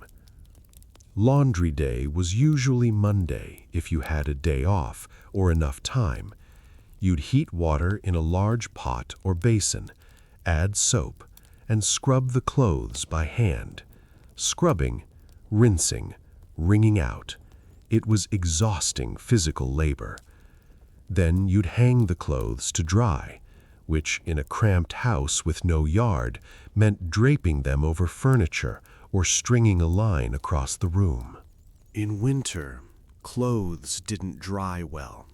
They'd hung there, damp and musty for days. The whole house smelled of wet wool and mildew. But clean clothes were important, especially for respectable working-class families. Cleanliness was next to godliness and all that. Some women took in laundry as work. They'd wash other people's clothes for money. It was hard, low-paid work, but it could be done at home, which was useful if you had small children to watch. Let's drift over to the experience of illness in the family, because it was devastating. If the main breadwinner got sick, the whole family suffered. No work meant no income. If you were sick for a week, you fell behind on rent, you ran out of food.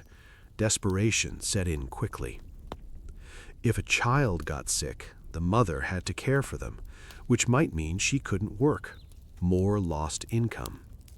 And medical care cost money. Doctors charged for visits. Medicine cost money. Most families just couldn't afford it. Home remedies were common. Herbal teas, poultices, folk cures passed down through generations. Some of these helped, some did nothing, some made things worse.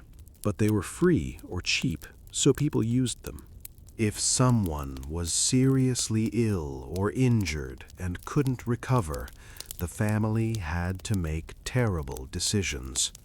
Keep caring for them and risk everyone starving? Send them to the workhouse hospital? Let them die at home? There were no good options. Death was a common part of life. Infant and child mortality was high. It wasn't unusual for a family to lose several children.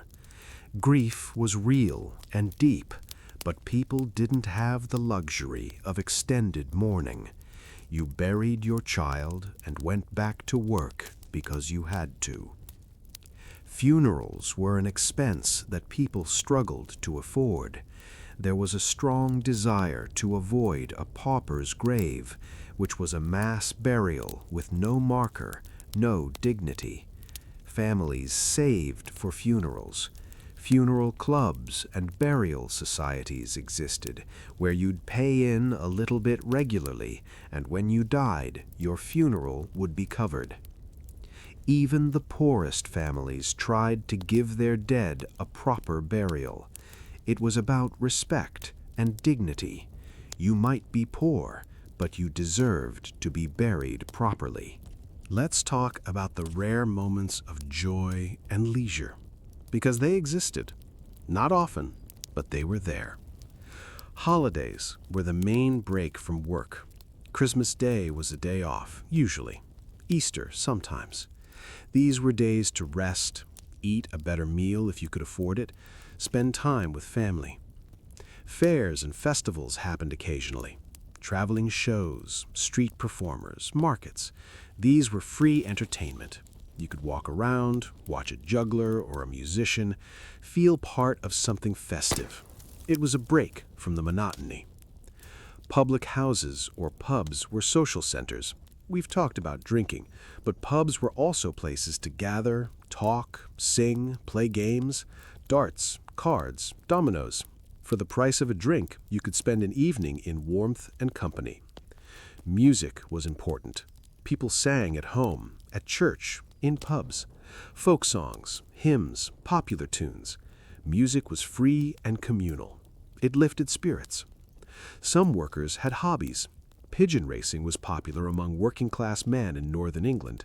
You'd keep pigeons, race them, and compete with others. It was a source of pride and community.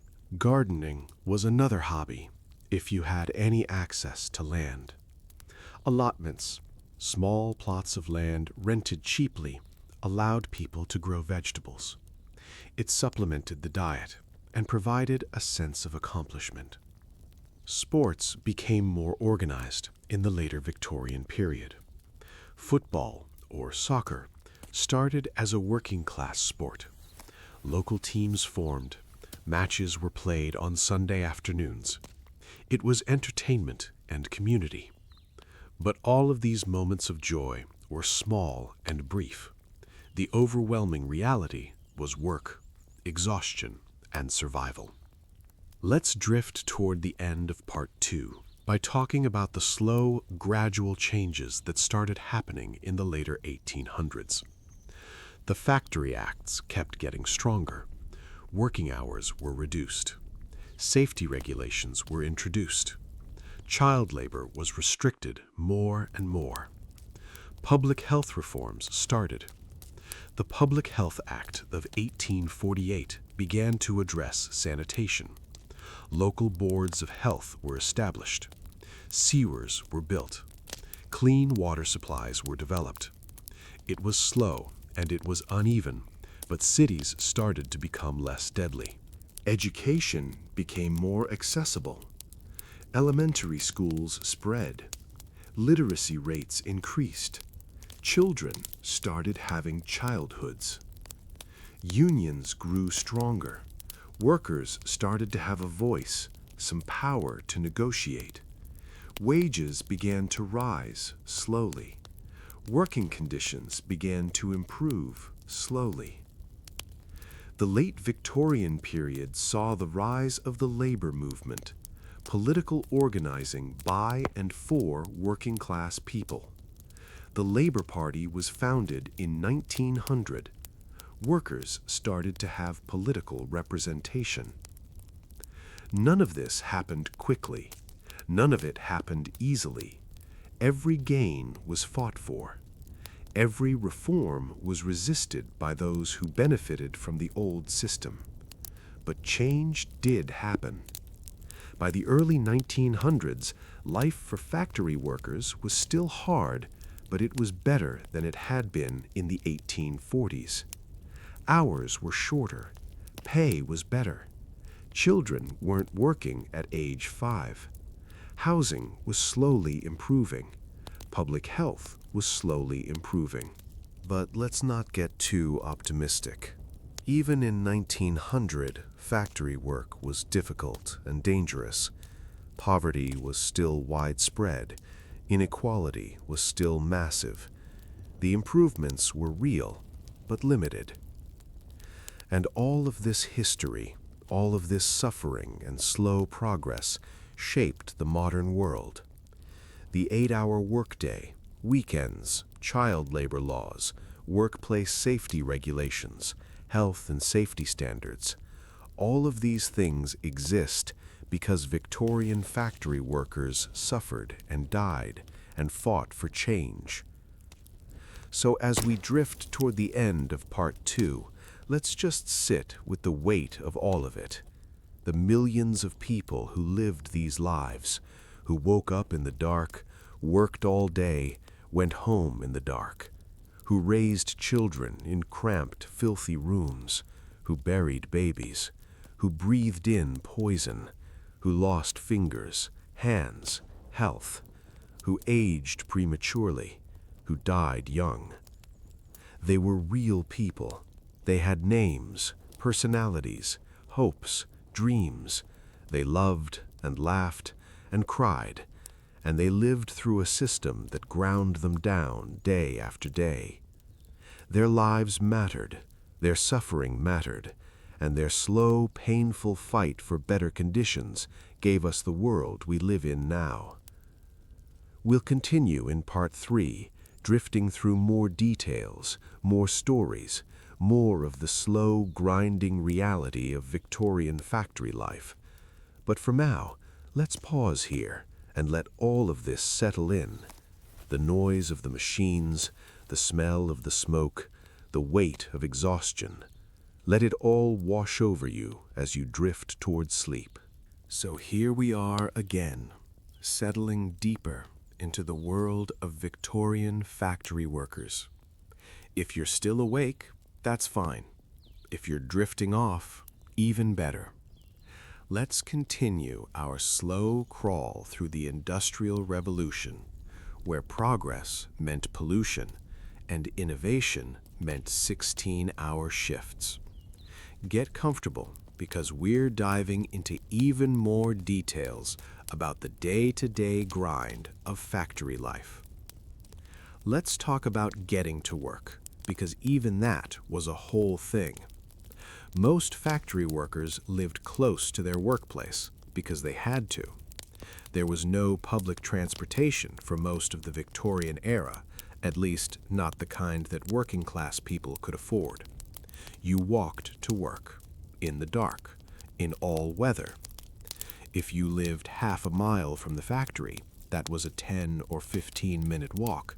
Not terrible, except when it was pouring rain and you didn't have a proper coat, or when it was winter and still pitch black at 4 in the morning, and the streets were icy. You walked carefully, because if you slipped and broke something, you couldn't work, and we know what that meant. The streets weren't well lit. Gas lamps started appearing in cities in the early 1800s, but they were expensive to maintain and weren't everywhere. Working-class neighborhoods got them last, if at all. So you walked in the dark, maybe with a small lantern if you could afford one. Groups of workers would walk together, which was safer and less lonely. In some factory towns, there were factory bells that rang to wake the neighborhood. The whole area would hear it and know it was time to get up. Or there were those knocker-uppers we mentioned, people hired to wake workers by tapping on their windows with long poles. Some knocker-uppers used pea shooters, shooting dried peas at bedroom windows. Imagine being woken up at 4 in the morning by peas hitting your window every day for years. The commute was just one more thing that ate into the tiny amount of rest time workers had. If you had to be at work at 4:30 and it took 15 minutes to walk there, and you needed 15 minutes to get dressed and grab some bread, you had to be up by 4 at the latest. If you wanted to be safe and not risk being late, probably 3:45.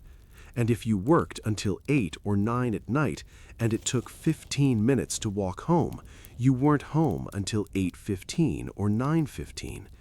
Eat something, collapse, sleep for maybe 6 hours, then do it all again. Let's drift over to the factory floor and talk about the hierarchy among workers, because there was definitely a pecking order. At the bottom were the unskilled workers. These were people doing simple, repetitive tasks, carrying things, cleaning, feeding machines. They could be replaced easily, so they had no leverage and got paid the least. Above them were the semi-skilled workers, people operating specific machines, doing tasks that required some training but not years of apprenticeship. Spinners, weavers, most textile workers fell into this category. They got paid a bit more, but not much. At the top of the worker hierarchy were the skilled workers. These were people with actual trades. In a textile mill, this might be the mechanics who maintained and repaired the machines. In a metalworks, this would be the experienced craftsmen who knew how to work metal properly. Skilled workers had served apprenticeships. They had knowledge that was valuable, and they knew it. They got paid better, sometimes significantly better. A skilled mechanic might make 25 or 30 shillings a week compared to 10 for an unskilled laborer. This created tension. Skilled workers looked down on unskilled workers. They saw themselves as better, more valuable. They often wouldn't associate with the unskilled workers socially. They lived in slightly better housing, ate slightly better food, wore slightly better clothes. The differences were small from an outside perspective, but within the working class they mattered. Skilled workers also had more job security. They couldn't be replaced as easily. If they didn't like conditions at one factory, they might be able to find work at another. This gave them a tiny bit of power, not much, but more than the unskilled workers had. Then there were the overseers, who we've talked about, but let's go deeper. Overseers were workers who'd been promoted to supervisory positions. They weren't owners or managers, but they weren't regular workers anymore either. They were in this weird middle position. Their job was to keep production moving, make sure workers were working fast enough, machines were running properly, quotas were met. They had the authority to discipline workers, to find them, to fire them. This made them hated, often.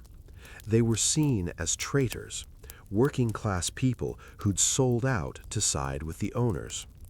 But the reality was more complicated.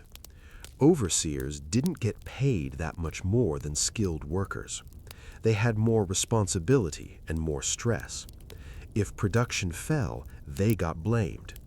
They were caught between the owners demanding more output and the workers who were already pushed to their limits. Some overseers were genuinely cruel. They enjoyed the power, enjoyed pushing people around. Others were just trying to keep their jobs. If they didn't push the workers hard enough, they'd get replaced. So they pushed, even if they felt bad about it. There were occasional moments of solidarity, where an overseer would protect workers from worse treatment, would look the other way when someone needed a break. But mostly, the system set overseers against workers, and that's how it functioned. Let's talk about the managers and owners, the people actually making money off all this. Factory owners were the capitalist class, the people who'd invested money in building factories and buying machines. Some of them had inherited wealth. Others had started as merchants or skilled craftsmen and built up capital over time. Either way, by the time they owned a factory, they were firmly in the upper middle or upper class. They didn't work in the factories. They visited occasionally to check on things, but they didn't experience the noise or the dust or the danger. They had offices, often in nicer parts of town, away from the industrial areas. They lived in large houses with servants. Their children went to school, real schools, and then to university. Their lives were completely different from their workers' lives. Most owners justified the terrible conditions by believing in economic laws, supply and demand, market forces, competition. They'd say things like, if I pay more or reduce hours, I can't compete with other factories, and then we'll all be out of business and the workers will have nothing. There was some truth to this, in that they were all competing with each other, but it was also a convenient excuse. Some owners were paternalistic. They saw themselves as benevolent father figures, providing employment and guidance to their workers. They built housing, churches, schools, but they also controlled those spaces and expected gratitude and obedience in return. It was patronizing and controlling, even when it came from genuine concern. A few owners were reformers who genuinely tried to improve conditions. We mentioned Robert Owen. There was also Titus Salt, who built Saltaire, a model village for his textile workers. It had decent housing, a hospital, schools, parks. No pubs, though, because Salt was a temperance advocate. The workers appreciated the better housing, but maybe missed having a pub. But these reformers were exceptions. Most owners just wanted profit, and didn't think too much about the human cost. Let's drift back to the workers and talk about the physical toll of the work over time. Working in a factory didn't just make you tired, it permanently damaged your body. If you were a textile worker, breathing in fibers for years, your lungs deteriorated. You developed a chronic cough, shortness of breath. By your 30s or 40s, you might be wheezing constantly, unable to walk upstairs without stopping to catch your breath. This was just accepted as part of the job. Brown lung, they called it. Your lungs were literally turning brown from all the fiber buildup. If you worked in a dye house, the chemicals destroyed your hands. They'd be stained permanently, the skin cracked and bleeding, nails yellowed or falling off. Some dyes contained arsenic or lead, which slowly poisoned you. You'd get headaches, stomach pain, weakness. Your teeth might fall out. Your hair might fall out. You'd age prematurely. If you worked in a metal foundry, the heat caused chronic skin problems. Burns left scars. Constant exposure to high temperatures damaged your circulation. Old metal workers had hands and arms covered in scar tissue, skin that was thick and discolored. If you were a spinner or a weaver, standing all day caused leg and back problems, varicose veins, chronic pain, difficulty walking. By middle age, many textile workers were bent and stiff, moving like people 20 years older. If you were a child who started working at 5 or 6, the physical stunting was even worse. Your bones didn't develop properly because of malnutrition and stress. You didn't grow to your full height. Your spine curved from bending over machines. Your hands were deformed from repetitive motions. There are accounts of factory inspectors visiting mills and being shocked by how many workers were visibly disabled or deformed. But nothing much was done about it because, well, that's just how it was. Let's talk about noise-induced hearing loss, because it was universal among factory workers. The constant roar of machines, the crash of metal, the hiss of steam, it was all incredibly loud. There was no hearing protection. Earplugs didn't exist for workers. You just endured the noise. Over time, your hearing deteriorated. You had to shout to be heard. You developed constant ringing in your ears, tinnitus. By middle age, many factory workers were partially deaf. By old age, if you lived that long, you might be completely deaf. This made communication difficult, which isolated people. It also made it harder to hear warning sounds, which increased the risk of accidents. But again, it was just accepted, part of the job. Let's drift over to the experience of women in factories in more detail, because their situation had specific dimensions we haven't fully explored. Women made up a huge portion of the textile workforce. In some mills, they were the majority. They did the same work as men, often, but got paid half as much. We've said this, but let's sit with how insulting that was. A woman standing at a loom for 16 hours, doing the exact same job as the man at the next loom, took home half the pay. The justification was that women didn't need as much money, but women had expenses too. Many were supporting families. Widows, single mothers, women with disabled husbands, they needed full wages just as much as men did. But the system didn't care. Women's labor was devalued. It was seen as supplementary, temporary, less important. Even women who worked their entire lives, 30 or 40 years in a factory, were never paid equally. Sexual harassment was rampant, and we've mentioned it, but let's be clear about how bad it was. Overseers and managers had power over female workers. If an overseer demanded sexual favors, a woman had limited options: refuse and risk being fired, which meant poverty; comply and endure the degradation. There was no HR department, no recourse, no protection. Some women tried to fight back. If they could, they'd go to a different factory. But word spread, and men talked to each other. If you got a reputation for being difficult, you might not find work anywhere. Pregnancy was another issue. Women couldn't take time off. Not really. You worked until labor started, literally.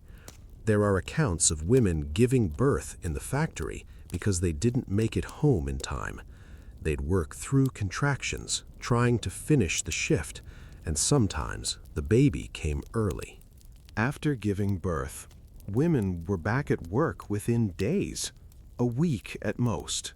There was no maternity leave, no pay during recovery, so they went back bleeding and in pain because they had to.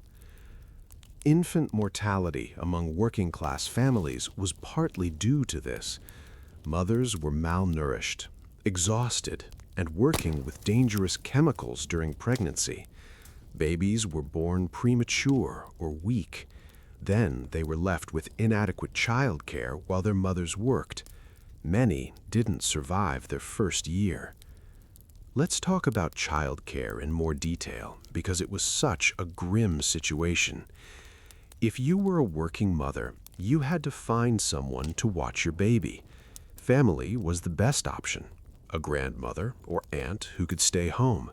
But not everyone had family nearby. The Industrial Revolution had moved people away from their extended families. So you paid a childminder. These were usually elderly women or disabled people who couldn't work in factories. You'd drop your baby off before dawn, pick them up after dark. The childminder might be watching 5 or 10 babies in a cramped room. The care was minimal. Babies were often given laudanum, which is opium dissolved in alcohol to keep them quiet. Yes, they were drugging infants with opium. It was common. Laudanum was cheap and easy to get. You could buy it at any chemist. A few drops would make a baby sleep for hours. Convenient for the childminder, terrible for the baby. Overdoses happened. Babies died. But it kept happening because the alternative was babies crying all day, which the childminder couldn't handle with so many of them. Older children, aged 3 or 4, might be left to watch younger siblings. A 4-year-old trying to care for a 1-year-old. It went as well as you'd expect. Accidents happened. Children got hurt. But parents didn't have a choice. Some factories had creches, nurseries, where workers' babies could stay during the shift. This sounds nice until you realize these were just rooms with 1 or 2 women watching dozens of babies. The conditions were barely better than the paid childminders. Let's drift over to the topic of fashion and clothing, because even poor people cared about appearance, but options were limited. Factory workers wore practical clothing. For men, this meant trousers, a shirt, a waistcoat maybe, a cap. The clothes were made of cheap fabric, wool or cotton, usually dark colors because they hid dirt better. Women wore skirts and blouses, maybe a shawl. Corsets were worn by middle and upper-class women, but working-class women often couldn't afford them or found them impractical for physical labor. Skirts were long and got filthy from the factory floor and the muddy streets. Everyone had one set of work clothes and one set of Sunday clothes. The work clothes were worn all week, getting progressively dirtier. The Sunday clothes were kept for church and special occasions. You protected them carefully because you couldn't afford to replace them. Shoes were expensive and wore out quickly. Many people walked around with shoes that were falling apart, soles worn through, tied together with string. Children often went barefoot in summer to save the shoes for winter, walking barefoot through the filthy streets because shoes were too precious to waste. Clothing was patched and mended over and over. A shirt or skirt would be worn until it was more patches than original fabric. Women spent their rare free time sewing, trying to keep their families' clothes together. When clothing was truly beyond repair, it was sold to rag dealers.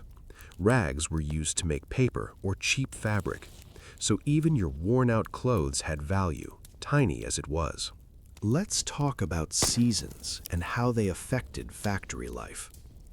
Winter was brutal. The walk to work in the dark was freezing. The factories were heated by the steam engines, so the work floor was hot, but getting there and leaving meant going from cold to hot to cold again.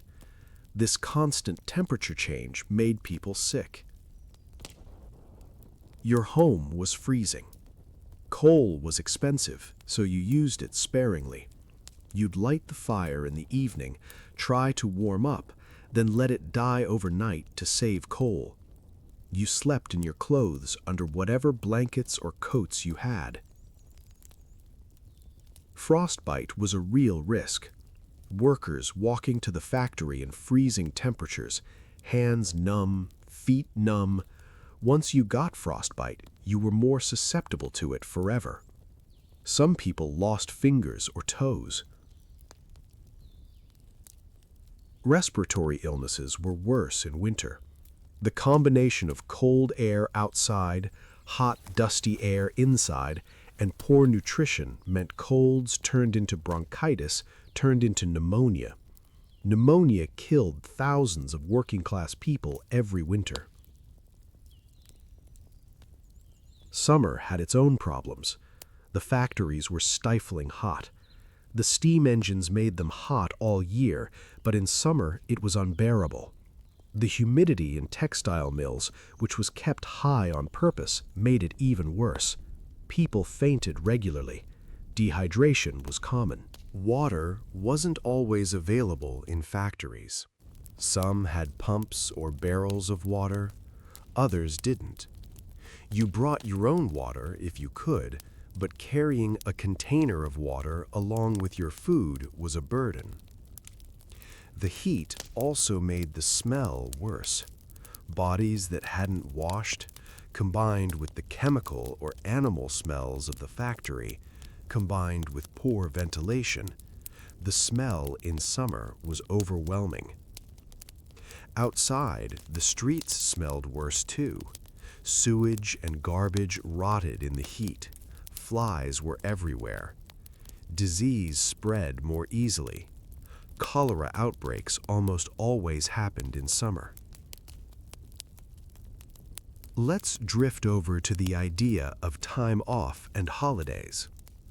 We've said workers got Sundays off and a few holidays, but let's talk about what that actually meant. Sunday was for rest and church mostly. You slept late, maybe until 6 or 7 in the morning. Luxury. You'd get up, put on your Sunday clothes, go to church. Church took up a good chunk of the day. Morning service, Sunday school for the kids, evening service maybe. In between, you'd eat a better meal than usual if you could afford it. The traditional Sunday roast, a piece of meat with potatoes and vegetables. For many families, this was the only time they ate meat all week. After church and dinner, you might visit family or friends, or just sit, just rest. Your body needed it desperately. People would sit and do nothing because they were too tired to do anything else. Some workers used Sunday to do chores that couldn't be done during the week, mending clothes, fixing things around the house, doing a big laundry. so even the day off wasn't fully restful. Holidays were rare. Christmas Day was the big one. Most factories closed, though not all. You'd have a special meal if you could afford it, maybe a goose or a small turkey. Christmas pudding, which was a heavy, sweet dessert made with dried fruit and suet. It was a treat. Some workers got Boxing Day off too, December 26th. Others had to work. New Year's Day was sometimes a holiday. Good Friday and Easter Monday might be days off. But all of this varied by factory and by owner. There was no standard. Some years you got a few holidays, some years you got almost none. Holidays were unpaid, of course. A day off meant no wages, so even though it was nice to rest, it also meant less money that week. Let's talk about savings and money management. Because working-class families had to be incredibly careful with every penny. Most families lived week to week. You got paid on Saturday. You immediately spent most of it on rent and food for the coming week, and you hoped nothing unexpected happened. Saving money was nearly impossible, but people tried. A penny here, a penny there, saved in a jar or hidden somewhere in the house. These tiny savings were for emergencies, if someone got sick, if you needed medicine, if something broke and had to be replaced. There were savings banks that accepted small deposits. The Post Office Savings Bank, established in 1861, allowed people to deposit as little as a shilling. Some workers used this, slowly building up a small amount, but for most, there was nothing left to save. Debt was common. You'd borrow from neighbors, from family, from shopkeepers. Shopkeepers often ran cabs, letting you buy food on credit to be paid back on payday. This was helpful, but it also meant you started each week already owing money. Pawn shops were crucial. If you needed money desperately, you'd pawn something. Your Sunday clothes, a tool, a piece of furniture.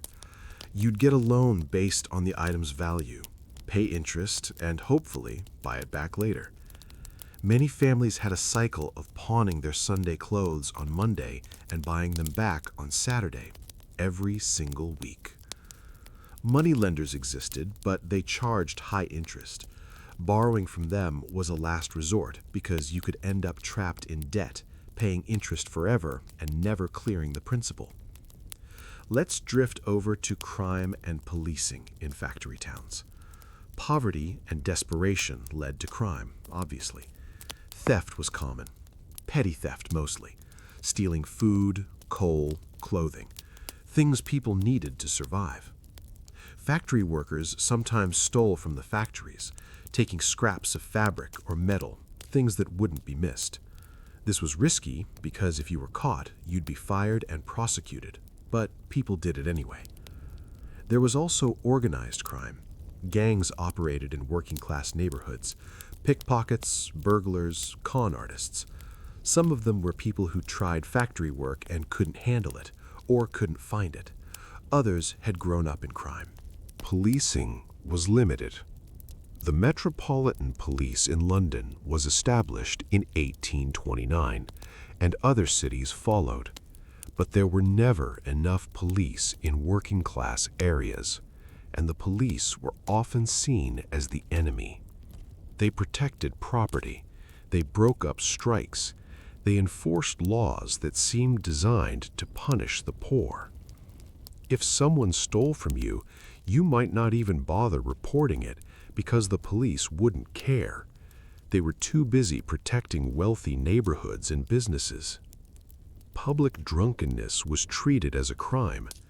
Being drunk in the street could get you arrested. Vagrancy laws meant being homeless and without work was essentially illegal. You could be arrested just for being poor and visible. Domestic violence was common and largely ignored. A man beating his wife was considered a private matter. Police wouldn't intervene unless it was extreme. Women had very little legal protection. Let's talk about the legal system and how it treated working-class people. If you were accused of a crime, you had no right to a lawyer unless you could pay for one, which you couldn't, so you defended yourself. Trials were quick. Evidence standards were low.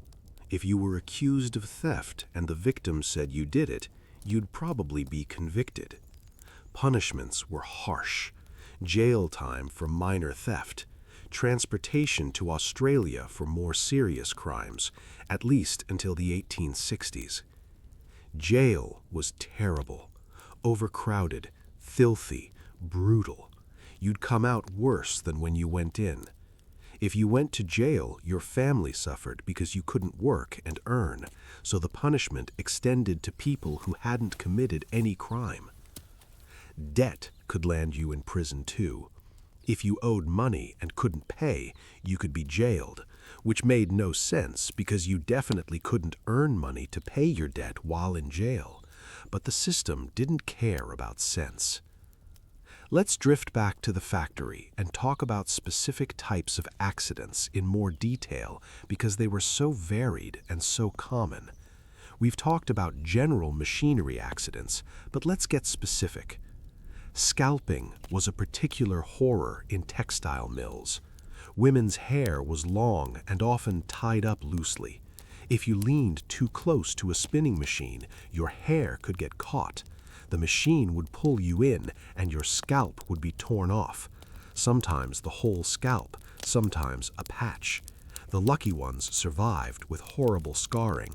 Others died from blood loss or infection. After enough scalping accidents, some factories required women to tie their hair up more securely or wear caps. But enforcement was inconsistent, and caps cost money, which workers had to pay for themselves. Crushing injuries were common, hands or arms getting caught in gears or rollers.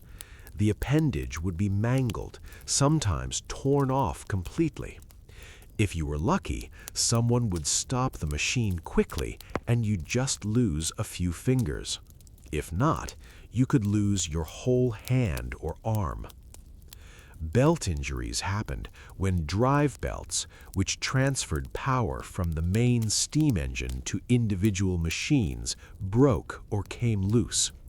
The belt would whip around at high speed, hitting anyone nearby.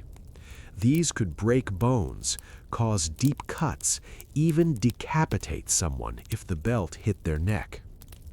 Falls were another issue.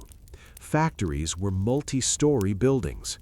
Workers moved between floors using stairs or ladders. If you were tired, which you always were, you might miss a step. Falls from upper floors onto the hard factory floor caused broken bones, head injuries, death.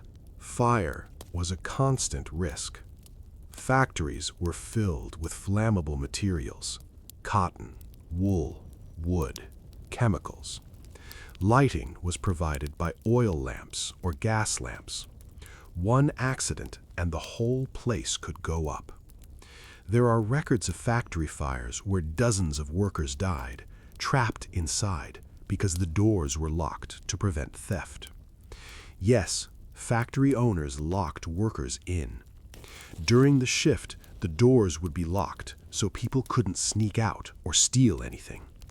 If a fire started, people couldn't escape. They'd pound on the doors, screaming, while they burned to death or died from smoke inhalation. The Triangle Shirtwaist Factory fire in New York in 1911 is the famous example, but fires like that happened in England too. The Collinwood School fire in 1908, not a factory, but similar locked-door situation. Over and over, people died because profit was more important than safety. Let's talk about explosions in factories that used or produced chemicals. Match factories, dye works, any place with volatile substances. Explosions were rare, but devastating. The whole building could be destroyed. workers killed instantly or horribly burned. After an explosion or major fire, the factory might rebuild and hire new workers. The dead were buried and forgotten. The factory kept running because capitalism doesn't pause for tragedy. Let's drift over to the topic of diet and nutrition from a different angle. We've talked about what people ate, but let's talk about how malnutrition affected their health and appearance. Working-class people in industrial cities were noticeably smaller and thinner than middle-class and upper-class people. It was visible. The rich were taller, heavier, healthier-looking. The poor were stunted, thin, pale. Children especially showed the effects of malnutrition. Rickets caused bowed legs and curved spines. You could see it when they walked. Scurvy caused bleeding gums and loose teeth. Anemia caused pallor and weakness. Women often became anemic from poor diet, combined with menstruation and repeated pregnancies. Iron deficiency made them tired, weak, unable to concentrate, but they had to keep working anyway. Men who worked in jobs requiring physical strength were stronger than you'd expect given their diet, but that was because only the strongest survived. The weak ones died or couldn't work. It was a brutal form of selection. Malnutrition also affected cognitive development. Children who grew up malnourished didn't develop mentally as well-fed children. This wasn't stupidity, it was brain development being impaired by lack of nutrients. But society saw poor people as less intelligent and used that as justification for keeping them in low-status positions. Let's talk about teeth and dental health, which was universally terrible. Sugar was bad for teeth, but working-class people didn't eat much sugar, so that wasn't the main problem. The problem was general malnutrition, lack of calcium and vitamins, and no dental care whatsoever. Toothaches were common. Tooth decay was common. By middle age, many people had lost most of their teeth. There were no dentists for the poor. If a tooth was bad enough, you might pay someone to pull it out. Barbers or blacksmiths sometimes did tooth extractions. No anesthesia, just pull. Missing teeth made eating difficult, which made nutrition worse, which made health worse. It was all connected. Let's drift over to the experience of aging as a factory worker. If you survived to old age, which wasn't common, you faced a bleak situation. Your body was worn out. You couldn't work as fast or as long. Eventually, you couldn't work at all. There was no retirement, no pension, no social security. When you couldn't work, you had no income. You depended on family, if you had any. Your children, if they were working, might support you. If not, it was the workhouse. The workhouse was where old people ended up when they had nowhere else to go. It was seen as shameful, the ultimate failure. But what choice did you have? Some elderly people tried to keep working as long as possible, doing lighter jobs, sweeping, watching equipment, running errands. Factory owners might keep an old worker on out of pity or loyalty, but it was rare. More often, when you couldn't keep up, you were let go. Old men and women who couldn't work and had no support would beg for pennies, sleep in doorways, slowly die of exposure or starvation. It was a grim end to a grim life. You worked yourself to exhaustion for decades, and your reward was poverty and abandonment in old age. Let's talk about entertainment and popular culture in a bit more detail. Music halls started becoming popular in the mid-Victorian era.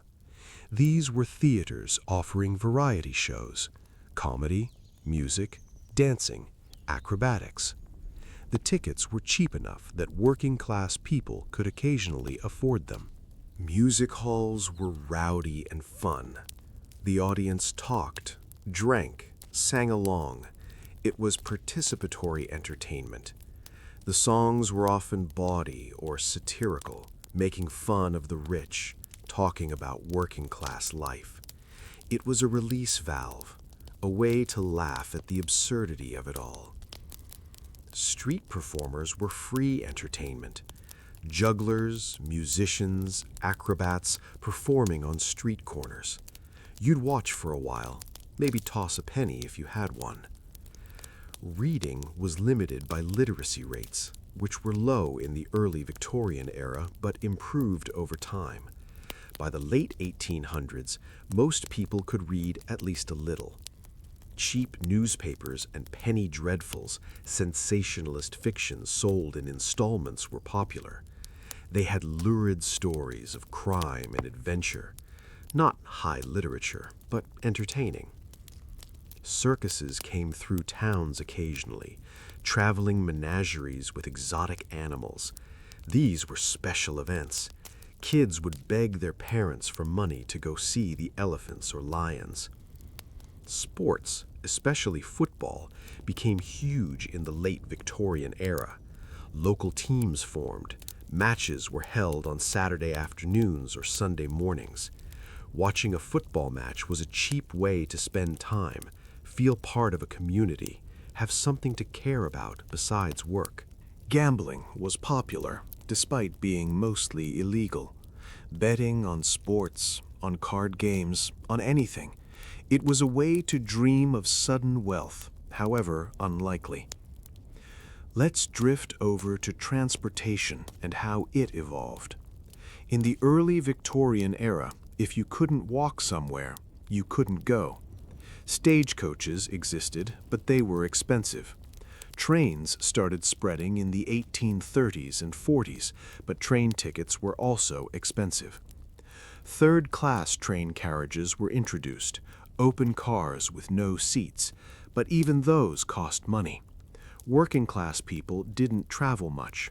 You lived and died in the same town, often in the same neighborhood. By the late Victorian era, trams and omnibuses appeared in cities. Horse-drawn trams running on rails, later electrified. These were affordable for some workers, a penny or two for a ride. This allowed people to live a bit farther from work and commute. But most workers still walked. Commuting was a luxury they couldn't afford. Let's talk about migration and how people ended up in factory towns. Many workers were migrants from rural areas. The Enclosure Acts had forced small farmers off their land. Mechanization reduced the need for farm labor, so people moved to cities looking for work. This was traumatic. You left your home, your community, your family. You arrived in a massive, dirty, crowded city where you knew no one. You took whatever work you could get and tried to survive. Some migrants formed communities based on where they came from. Irish immigrants clustered together. People from specific regions of England lived near each other. This provided some support and familiarity in an alien environment. But it was also isolating. Cities were anonymous. You didn't know your neighbors the way you knew everyone in a village. Community ties were weaker. You were more alone. Let's drift back to women's work outside of factories, because not all working-class women worked in mills. Domestic service was a huge employer of women, being a maid or cook in a middle or upper-class household. Domestic service had some advantages. You lived in the household, so you had a bed and regular meals. You weren't breathing in factory dust, but you also had no freedom. You were on call constantly, working from before dawn until late at night. You had to follow endless rules about behavior and dress. You had no privacy. And you were vulnerable to abuse from the family you worked for. Sexual harassment and assault from male employers or their sons was common. If you got pregnant, you were fired and disgraced. The man faced no consequences. Laundry work was another option. Taking in washing from middle-class families and doing it in your home. It was exhausting, physical labor for low pay, but you could do it at home and watch your children at the same time. Sewing and needlework were other options. Piecework, where you were paid per item completed. You'd sew shirts or dresses or gloves in your home, working late into the night by candlelight to finish enough pieces to earn a few shillings. All of these jobs paid poorly, but they were alternatives to factory work. Each had its own forms of misery. Let's talk about prostitution, because poverty drove some women to it. If you couldn't find other work, or if other work didn't pay enough to survive, selling sex was an option. It was illegal and dangerous, but it was available. Victorian society was deeply hypocritical about this. Middle and upper-class men created the demand, but prostitutes were the ones condemned and criminalized. Women were arrested for soliciting, jailed, sent to reformatories where they were lectured about morality and taught to sew. Some women moved in and out of prostitution, doing it when they were desperate and stopping when they could find other work. Others got trapped in it, controlled by pimps or madams. Disease was rampant. Syphilis, gonorrhea, other sexually transmitted infections. There was no effective treatment. These diseases could cause sterility, insanity, death. But if you were starving, the long-term risk of disease seemed less immediate than the short-term need for money. Let's drift back to children and talk about street children, kids who worked outside of factories. Chimney sweeps were the famous example. Boys as young as 4 or 5 were sent up chimneys to clean them. They'd climb up the narrow flues, scraping soot and creosote off the walls. This was terrifying and dangerous. They'd get stuck, they'd suffocate, they'd fall. They'd develop respiratory problems from breathing soot. They'd get cancer from the chemicals in the soot, specifically scrotal cancer, which was particularly associated with chimney sweeps.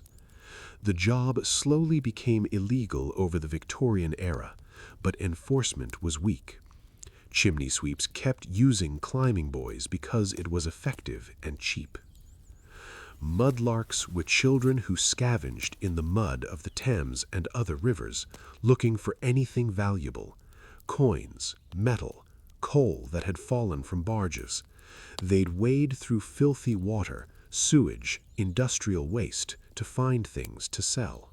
Crossing sweepers were kids who swept crossings clear of mud and horse manure so pedestrians could cross the street. They'd hope for a penny from grateful walkers. Match sellers, flower sellers, newspaper sellers, all kids trying to make a few pennies on the street. It was dangerous. They were vulnerable to weather, to violence, to arrest for vagrancy.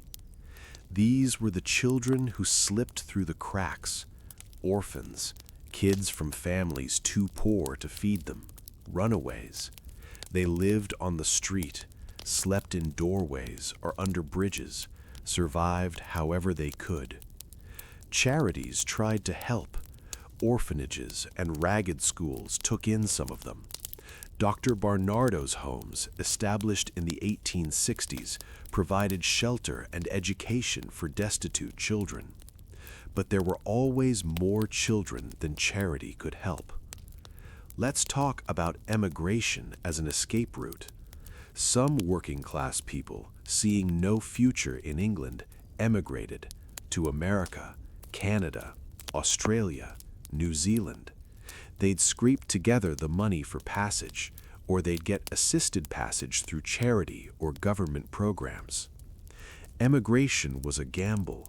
You left everything behind for an uncertain future, but at least it was a future. In England, you knew you'd die poor. In a new country, maybe things could be different. Some emigrants did well. They found land, started businesses, built better lives. Others found conditions just as hard, different but not better. And some died on the journey. Disease spread easily on crowded emigrant ships. For those who stayed, emigration meant losing family members forever. You'd say goodbye knowing you'd probably never see them again. Letters took months to arrive, if they arrived at all. It was another form of loss. Let's drift toward the end of Part 3 by talking about the small moments of resistance and dignity that workers maintained despite everything. Because even in terrible circumstances, people found ways to assert their humanity. Workers sang while they worked, when the noise allowed it. Songs from home, popular songs, hymns. Singing together created solidarity and made the time pass faster. They helped each other. If someone was sick, others would cover for them, work a bit faster to make up the difference. If someone's child died, neighbors would contribute pennies for the funeral. They celebrated small victories, a slightly higher wage, a shorter workday after a successful strike, a hated overseer getting fired. These moments were rare but cherished. They told jokes and stories. Gossip spread through the factory floor. Romances bloomed. Friendships formed. Life happened even in the factory. They dressed in their best on Sunday and walked with pride. They might be poor, but they could still hold their heads up. They fought back when they could. Strikes, slowdowns, sabotage, quiet acts of defiance, taking a longer break, working just a bit slower. Small acts, but they mattered. They survived. Day after day, year after year, they got up and kept going. And that itself was a form of resistance. The system wanted to crush them, and they refused to be crushed completely. We'll continue in Part 4, exploring even more aspects of this world, the religious movements, the reform efforts, the slow changes, the specific stories and testimonies that bring all of this to life. But for now, let's rest here, in the knowledge that these people lived, worked, suffered, loved, and persisted. Their lives were hard, but they were real, and they mattered. Let the rhythm of the factory bells fade into the background. Let the noise of the machines become a distant hum. Let yourself drift, imagining the streets of Manchester in the fog, the glow of furnaces, the quiet moments at the end of a long shift. Rest now. More to come. All right, we've made it to the final stretch. If you're still here, still listening, hopefully you're in that perfect drowsy state where history just washes over you like a gentle, depressing wave. We've covered the daily grind, the health problems, the child labor, the general awfulness of it all. Now let's drift through the reform movements, the personal stories, and the slow, glacial changes that eventually made things slightly less terrible. Not good, just less terrible. So settle in one last time as we bring this very long, very sleepy journey to a close. Let's talk about the voices of the workers themselves, because much of what we know about factory life comes from middle-class observers and government reports. But there are some first-hand accounts, testimonies given to parliamentary committees, memoirs written later in life. These give us glimpses of what people actually experienced and felt. There was a guy named William Dodd who worked in a textile mill as a child in the early 1800s. He later wrote a memoir called A Narrative of the Experience and Sufferings of William Dodd, a Factory Cripple. Cheerful title. He described starting work at age 6 years old. He worked from 5 in the morning until 7 at night, sometimes later. He was beaten regularly by overseers when he got tired or made mistakes. The work permanently damaged his body. By the time he was an adult, he was disabled, his legs deformed from standing so long during his growing years. He couldn't do heavy labor anymore, so he ended up in poverty despite having worked since early childhood. His memoir was published to raise awareness about child labor, and it's incredibly bleak. Just page after page of casual cruelty and suffering described in this matter-of-fact way. There was also Samuel Coulson, who testified before a parliamentary committee in 1832. He talked about his daughters working in a mill. They'd come home so exhausted they couldn't eat. They'd fall asleep sitting at the table. In the morning, he'd have to drag them out of bed, and they'd cry because they were so tired. But they had to go because the family needed the money. He described it with this quiet despair, like he knew it was wrong but felt powerless to stop it. Elizabeth Bentley testified to the same committee. She'd started working in a mill at age 6. By the time she testified, she was 23 and looked much older. Her spine was curved from the work. She described being beaten with a leather strap when she got tired. She described other children falling asleep standing and being beaten awake. She described working from 5 in the morning until 9 at night during busy periods, 16 hours, starting at age 6. The committee members were shocked by her testimony, which is something, I guess, though the fact that they were shocked suggests how removed they were from the reality of working-class life. This stuff was happening everywhere, all the time. But hearing it described in detail, seeing the physical evidence on Elizabeth Bentley's deformed body, made it harder to ignore. These testimonies contributed to reform, but slowly. The 1833 Factory Act came partly in response to these inquiries, but as we've said, the early Factory Acts were weak and poorly enforced. Let's drift over to the public health reformers, because they played a role too in improving conditions. Edwin Chadwick was a big name here.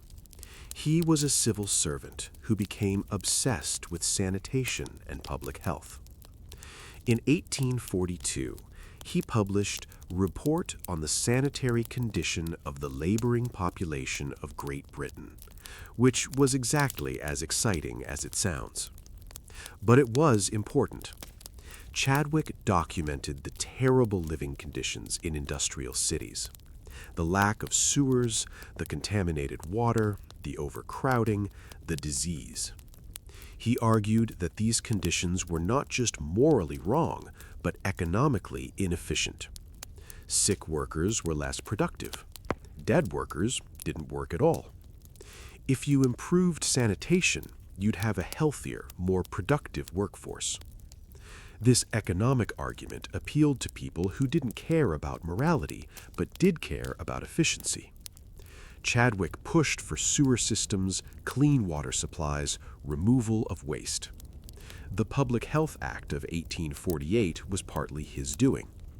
It established a general board of health and allowed local authorities to create boards of health to manage sanitation. Implementation was slow and uneven. Some cities moved quickly. Others resisted because of the cost. Building sewers was expensive. But gradually, over decades, sanitation improved. Cholera outbreaks became less common. Typhoid decreased. Life expectancy started to rise. Another reformer was John Snow, the doctor who figured out that cholera was spread through contaminated water. During the 1854 cholera outbreak in London, he mapped the cases and noticed they clustered around a specific water pump on Broad Street.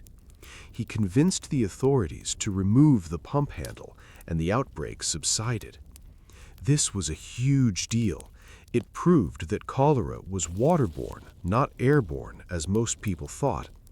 It led to better understanding of disease transmission and pushed for cleaner water supplies. Smeau's work saved countless lives, though he didn't get much credit during his lifetime. He died in 1858, before his ideas were fully accepted.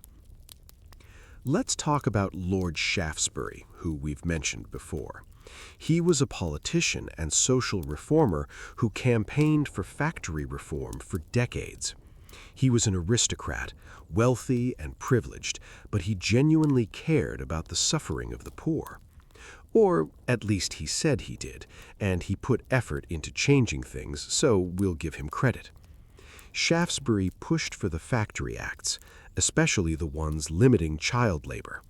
He visited factories and mines, saw conditions firsthand, and then gave speeches in Parliament describing what he'd seen. He was instrumental in getting the Mines and Colliers Act of 1842 passed, which banned women and young children from working underground. He also worked on housing reform, education reform, and various charities. He wasn't perfect.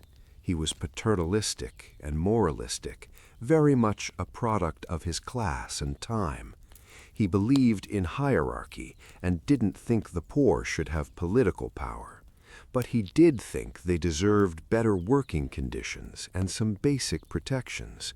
So, progress, sort of. Let's drift over to the religious movements that engaged with workers. The Salvation Army was founded in 1865 by William Booth. It started as a Christian mission in the East End of London, one of the poorest areas. Booth and his followers preached to the homeless, the unemployed, the desperate. They offered food, shelter, and hope. The Salvation Army became known for its practical charity. They ran soup kitchens, homeless shelters, programs for alcoholics. They met immediate needs while also preaching salvation and moral reform. They were evangelical and intense, with uniforms and brass bands and open-air services, but they actually helped people, which made them popular among the poor. The YMCA and WYCA, Young Men's and Young Women's Christian Associations, were founded in the mid-1800s. They provided cheap, safe housing for young workers, along with education and recreation. The idea was to offer an alternative to the temptations of city life, like alcohol and vice. They were paternalistic and moralistic, but they also provided genuine support. Settlement houses appeared in the late Victorian era. These were houses in poor neighborhoods where middle-class volunteers lived and worked, offering education, childcare, healthcare, and social services. Toynbee Hall in London, founded in 1884, was one of the first. The idea was to bridge the gap between classes, to have educated people living among the poor and learning about their lives while also helping. This was well-meaning, but also condescending. Middle-class volunteers saw themselves as bringing civilization to the poor. But they did provide real services, and some of them genuinely learned about the structural causes of poverty and became advocates for systemic change. Let's talk about the cooperative movement, because it was a form of working-class self-organization. The Rochdale Pioneers started a cooperative store in 1844. A group of workers pooled their money, bought goods in bulk, and sold them to members at fair prices. Profits were shared among the members. This sounds simple, but it was revolutionary.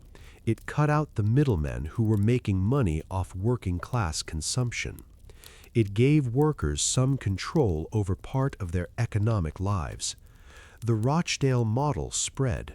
Cooperative stores appeared all over England.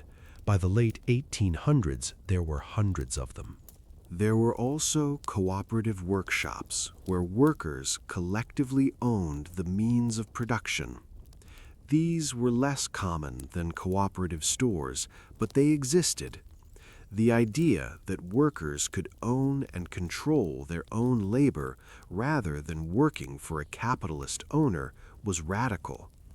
It didn't transform the system, but it created pockets of alternative economic organization. Building societies were another form of cooperative. Workers would pool savings to help members buy homes. You'd contribute a small amount regularly, and when you had enough, you could borrow to buy a house. This allowed some working-class families to become homeowners, which was rare and significant. Let's drift over to the political movements. Chartism was huge in the 1830s and 1840s. The Chartists demanded political reform, specifically voting rights for working-class men. At the time, only men who owned a certain amount of property could vote, which meant the working class had no political representation.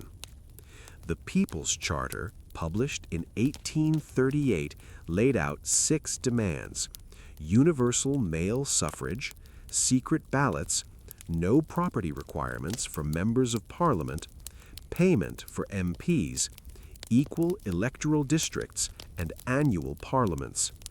These seem pretty reasonable now, but at the time they were considered dangerously radical. The Chartists organized massive petitions, rallies, and strikes. They collected millions of signatures on petitions presented to Parliament. Parliament rejected them every time. The movement faced internal divisions and government repression. Some Chartists wanted peaceful advocacy. Others were willing to use force. The government arrested leaders, banned meetings, sent in troops. By the early 1850s, Chartism faded. It didn't achieve its immediate goals, but it kept the idea of working-class political rights alive. Over the following decades, some of the demands were gradually met. The Reform Acts of 1867 and 1884 extended the vote to more men. The secret ballot was introduced in 1872. MPs started being paid in 1911. So the Chartists lost the battles, but arguably won the war, just very slowly. Let's talk about the trade union movement in more detail. After the Combination Acts were repealed in 2024, unions could legally exist, but they were still restricted. They couldn't engage in intimidation, which was broadly defined. Striking could be considered intimidation. Picketing could be considered intimidation. So unions existed, but operated under constraints. Early unions were mostly for skilled workers. The Amalgamated Society of Engineers, founded in 1851, was one of the largest. It represented skilled metal workers. Members paid dues and in return got strike pay, unemployment benefits, sickness benefits. It was like insurance, but run by and for workers. These skilled trade unions were cautious. They didn't want to rock the boat too much. They negotiated with employers, sought gradual improvements, avoided radical politics. This frustrated more militant workers, but it also meant the unions survived and grew. Unskilled workers were harder to organize. They could be replaced easily, so they had less leverage. But attempts were made. The Match Girls' strike of 1888, which we mentioned earlier, was a success for unskilled workers. The London dock strike of 1889 was another. Dock workers walked out, demanding better pay and conditions. The strike lasted weeks. The workers, with support from the public and donations from sympathetic groups, held out. Eventually, the employers gave in. It was a huge victory and inspired other unskilled workers to organize. The new unionism of the late 1880s and 1990s focused on organizing unskilled and semi-skilled workers. These unions were more aggressive, more willing to strike, more politically engaged. They started to challenge the system more directly. Let's drift over to specific factory disasters that prompted reform. The Hartley Colliery disaster in 1862 was a coal mine accident, not a factory, but it fits the pattern. The main beam supporting the mine shaft broke, blocking the shaft and trapping 204 miners underground. Rescue efforts went on for days, but everyone trapped died. The disaster shocked the nation. The fact that a single point of failure could trap everyone underground led to new regulations requiring mines to have at least 2 shafts, so if one was blocked, there was another way out. Small comfort to the 204 men who died, but it prevented future deaths. The Oaks Collieries explosion in 1866 killed 361 miners. Fire damp, a flammable gas, built up in the mine and ignited. The explosion and subsequent fires killed everyone. Again, this led to calls for better safety regulations. Mine inspections were strengthened, ventilation requirements were improved. Very slowly, mining became slightly less lethal. Factory fires were common, but rarely killed enough people at once to make national news. But when they did, it prompted temporary outrage. The problem was that each disaster was treated as an isolated incident rather than a symptom of systemic problems. Reforms happened in small increments after each tragedy rather than comprehensive change. Let's talk about the slow evolution of the Factory Acts in more detail. The 1833 Act limited children's hours. The 1844 Act required dangerous machinery to be fenced. The 1847 Act limited women and children to 10 hours a day. The 1850 Act set specific working hours, no starting before 6 a.m. or ending after 6 p.m. for women and children. The 1867 Factory Act extended regulations to more types of factories, not just textiles. Workshops with more than 50 workers were covered. This was a big expansion. The 1874 Act raised the minimum working age to 9 and limited workers under 14 to half-time, 6.5 hours a day. The 1878 Factory and Workshop Act consolidated previous acts and extended protections further. By the 1890s, the minimum working age was 11, then 12. Working hours for women and children were down to 10 hours, then 9. Saturday afternoons were becoming half-days. This was progress, real progress, but it took decades, and enforcement was still inconsistent. Factories found loopholes. Inspectors were still spread thin. But the trend was toward regulation and protection. Let's talk about the role of photography and journalism in raising awareness. In the late Victorian era, photography became more accessible. Photographers started documenting slum conditions, child workers, factories. These images were powerful. You could read about terrible conditions, but seeing a photograph of a 7-year-old in a factory or a family in a filthy one-room cellar hit differently. Jacob Riis in New York and John Thompson in London took photographs of the urban poor. These were published in books and magazines, bringing the reality of poverty into middle-class homes.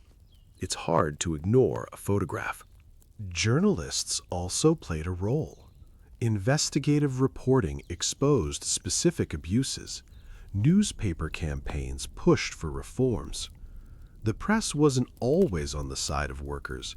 Many newspapers supported business interests, but there were reformist publications that advocated for change. Let's drift over to education and literacy again, because the expansion of education was crucial. The 1870 Education Act established board schools, government-funded elementary schools. By 1880, education was compulsory for children ages 5 to 10. By 1891, it was free. By 1899, the school leaving age was raised to 12. This meant children were in school instead of factories, at least for part of their childhood. It wasn't perfect. Schools were crowded, resources were limited, teaching was often rote and harsh, but kids were learning to read and write. They were getting some education. Literacy rates rose dramatically. By 1900, the vast majority of adults could read at least a little. This had huge implications. Literate workers could read newspapers, pamphlets, books. They could educate themselves. They could engage with political ideas. They could organize more effectively. Libraries started appearing. Public libraries, free to use. The Public Libraries Act of 1850 allowed towns to establish libraries funded by local taxes. Andrew Carnegie, the Scottish-American industrialist, funded the construction of hundreds of libraries in the late 1800s and early 1900s. He made his fortune in steel, often through exploiting workers, so funding libraries was a form of philanthropy that assuaged guilt while also benefiting society. Complicated legacy. But workers used these libraries. They read, they learned, they expanded their horizons beyond the factory floor. Let's talk about changes in working-class diet and how it improved over time. By the late Victorian era, wages were rising slowly. Food was becoming slightly more affordable due to imports and better transportation.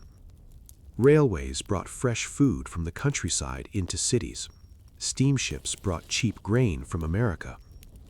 Meat became more accessible. Still not an everyday food for most workers, but more common than it had been. Tinned food appeared in the late 1800s. Canned meat, fish, vegetables. It wasn't fresh, but it was shelf-stable and relatively cheap. Tea, sugar, and jam became staples. Bread and jam was a common meal, or bread with margarine and tea. Not nutritious, but better than bread alone. By the 1890s and early 1900s, fish and chips became popular. Fried fish and fried potatoes, cheap and filling. Fish and chip shops appeared in working-class neighborhoods. It was fast food, basically, and it gave people a hot meal without needing to cook at home. Milk became safer as pasteurization was introduced. Before that, milk was often contaminated and spread tuberculosis. Pasteurized milk reduced this risk. School milk programs started, giving children a cup of milk each day to improve nutrition. Diet was still far from ideal, but it was improving. Malnutrition decreased. Children grew taller and healthier. Life expectancy started to rise. Let's drift over to housing improvements. By the late Victorian era, there was growing recognition that slum housing was a problem. The Artisans and Laborers Improvement Act of 1875 allowed local authorities to clear slums and build better housing. Implementation was slow. Clearing slums often just displaced people without providing alternatives. But some cities did build model housing for workers. These were still basic, but they were a step up from back-to-back houses. Separate rooms, better ventilation, and access to clean water. Private philanthropists also built housing. George Peabody established the Peabody Trust in 1862, which built housing estates for the working poor in London. These were blocks of flats with indoor toilets, running water, and laundry facilities. They were affordable for better paid workers, though the very poorest still couldn't afford them. The Garden City movement started in the late 1990s. Ebenezer Howard proposed planned communities that combined urban and rural elements, housing with gardens, green spaces, good sanitation, mixed with industry and employment. Letchworth Garden City, founded in 1903, was the first attempt. It was an interesting idea, though it didn't transform the lives of most workers. But again, the trend was toward improvement, slowly, very slowly. Let's talk about the expansion of workers' rights in terms of compensation and welfare. Employers' Liability Act of 1880 made employers liable for injuries caused by negligence. This was a big deal. Before, if you were injured at work, that was just your problem. Now, if the employer was negligent, you could sue for compensation. Of course, proving negligence was hard and lawsuits were expensive, but it was a start. The Workmen's Compensation Act of 1897 went further, requiring employers to compensate workers for injuries regardless of fault in certain industries. This was expanded in 1906 to cover more industries. So, if you lost your hand in a factory accident, you'd get some compensation. Not enough to replace your lost earnings, but something. It was the beginning of a safety net. The Old Age Pensions Act of 1908 provided pensions for people over 70. It wasn't much, 5 shillings a week if you met the requirements, but it meant elderly people wouldn't automatically end up in the workhouse. You had to be a British subject, have lived in Britain for 20 years, have an income below a certain level, and not have been in prison recently. But if you qualified, you got a pension. It was means-tested and conditional, but it was a start. The National Insurance Act of 1911 established insurance for health and unemployment. Workers and employers paid into a fund, and in return, workers got sickness benefits and access to medical care. Unemployment insurance covered certain industries. Again, it was limited and imperfect, but it was the beginning of the welfare state. All of these reforms happened in the very late Victorian era, or just after, in the Edwardian period. They were the result of decades of campaigning by workers, unions, and reformers. Let's drift over to the changing nature of work itself. By the early 1900s, some factories were modernizing. Electric lighting replaced gas lamps, making factories brighter and safer. Electric motors replaced steam engines in some places, reducing pollution and noise. New industries were emerging: chemical factories, electrical engineering, early automobile manufacturing. These required different skills and sometimes offered better conditions, though many were just as exploitative as the old industries. The rise of the service sector started to shift employment patterns. More people worked in shops, offices, transportation. These jobs often had better hours and conditions than factory work, though they also paid less and had their own problems. But the factory itself was changing. Scientific management, or Taylorism, started influencing factory organization. The idea was to study workflows and optimize efficiency. This led to assembly lines and division of labor. Workers did even more specialized, repetitive tasks. This made production faster, but made the work more monotonous. Henry Ford's assembly line, introduced in 1913, was the ultimate expression of this. Workers stood in one place, repeating the same motion over and over as the product moved past them. It was efficient. It was also mind-numbing. But Ford also paid his workers relatively well, the famous $5 a day, which was above the market rate. This reduced turnover and allowed workers to actually buy the cars they were making. Other employers started to realize that paying workers enough to be consumers made economic sense. Let's talk about the shift in public attitudes. By the early 1900s, child labor was widely seen as wrong. The idea that a 5-year-old should be working in a factory was no longer acceptable to most people. This was a huge change from 50 years earlier when it was just normal. Similarly, extreme working hours were increasingly seen as exploitative.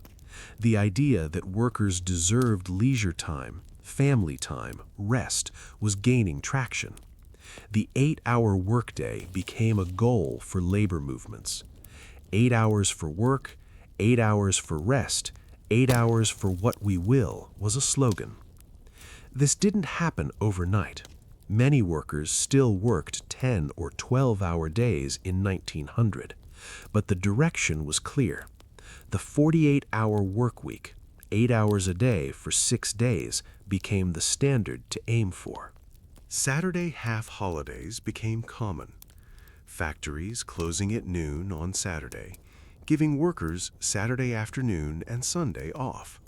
This created the modern weekend, though it was shorter than what we have now. Let's drift over to the role of women in reform movements. Women were active in campaigning for factory reform, public health, education, and housing. Even though they couldn't vote for most of the Victorian era, they organized, they wrote, they spoke, they pushed for change. Middle and upper-class women visited slums, documented conditions, ran charities. Beatrice Webb was a social reformer and economist who studied working conditions and poverty. Her work influenced policy. Emmeline Pankhurst, before she became famous for suffragette activism, was involved in social reform in Manchester. Working-class women were also active, though they're less documented. They joined unions, participated in strikes, organized in their communities. The match girls who struck in 1888 were mostly teenagers and young women. They stood up to a powerful company and won. Women's suffrage campaigns were partly about political power to push for social reform. The argument was that if women could vote, they'd vote for policies that protected children, improved public health, and addressed poverty. Men weren't doing enough, so women needed political power to make change. Women over 30 got the vote in 1918 after decades of campaigning. All women over 21 got the vote in 1928. This was after the Victorian era, but the campaigns started in the late 1800s. Let's talk about the impact of World War I, which ended the Victorian and Edwardian era and changed everything. The war pulled millions of men out of the workforce and into the military. Women took over factory jobs, doing work that had been considered too difficult or inappropriate for them. They proved they could do it, which undermined arguments about women's capabilities. The war also demonstrated the power of organized labor. Strikes during wartime were risky politically, but they happened. The government needed war production, so workers had leverage. Unions grew stronger. After the war, there was a push for homes fit for heroes. Soldiers had been promised that if they fought, they'd come home to a better Britain. This created pressure for housing reform, health care, employment. The post-war period saw expansion of the welfare state, public housing, and labor rights. But the war also brought trauma, economic disruption, and political upheaval. The world the soldiers came home to was different, and not always better. Let's drift back to the Victorian era and talk about what was lost in industrialization. The shift from rural to urban life, from agricultural to industrial work, wasn't just a change in employment, it was a change in way of life. In rural areas, work was hard, but it was connected to nature and seasons. You saw the results of your labor in crops growing. There was a rhythm to the year. There was community, everyone knowing everyone. There was tradition. Factory work was disconnected from nature. You worked the same hours year-round. You made part of a product you'd never see completed. You were one worker among hundreds, anonymous and replaceable. The rhythm was mechanical, dictated by machines. Some workers felt this loss deeply. They mourned the countryside, the slower pace, the connection to the land. Songs and poems from the era express this nostalgia. But rural life also had poverty, hunger, lack of opportunity. Industrialization offered wages, however low. It offered the possibility, however slim, of a better life. People moved to cities out of necessity, not romance. The question of whether industrialization was ultimately good or bad is complicated. It created immense suffering. It also created wealth, technology, and eventually higher standards of living. But the suffering came first, and it lasted for generations. Let's talk about memory and how the Victorian era has been remembered. There's a tendency to romanticize it. Victorian novels, the idea of Victorian values, nostalgia for a simpler time. But that nostalgia is class-specific. It's about the upper and middle classes, their comfortable homes and moral certainty. For the working class, there's nothing to romanticize. The Victorian era was brutal. The nostalgia doesn't extend to the factory floor or the slum tenement. But the struggles of Victorian workers did create lasting change. The labor movement, unions, the welfare state, workers' rights, all have roots in this era. The idea that workers deserve dignity, fair pay, safe conditions, reasonable hours, these ideas were fought for by Victorian workers. Every regulation we take for granted, every protection, every right was won through struggle. People suffered and died for the 8-hour workday, for the weekend, for the minimum working age, for workplace safety standards. Let's drift toward the end by reflecting on individuals. Not the famous reformers or factory owners, but ordinary workers. The woman who spent 40 years at a loom and died of brown lung at age 53. The man who lost 3 fingers in a machine and kept working because he had to. The child who started work at 6 and never learned to read. These people didn't make history in the grand sense.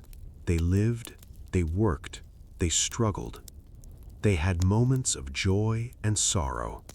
They fell in love, raised families, celebrated small victories, endured losses.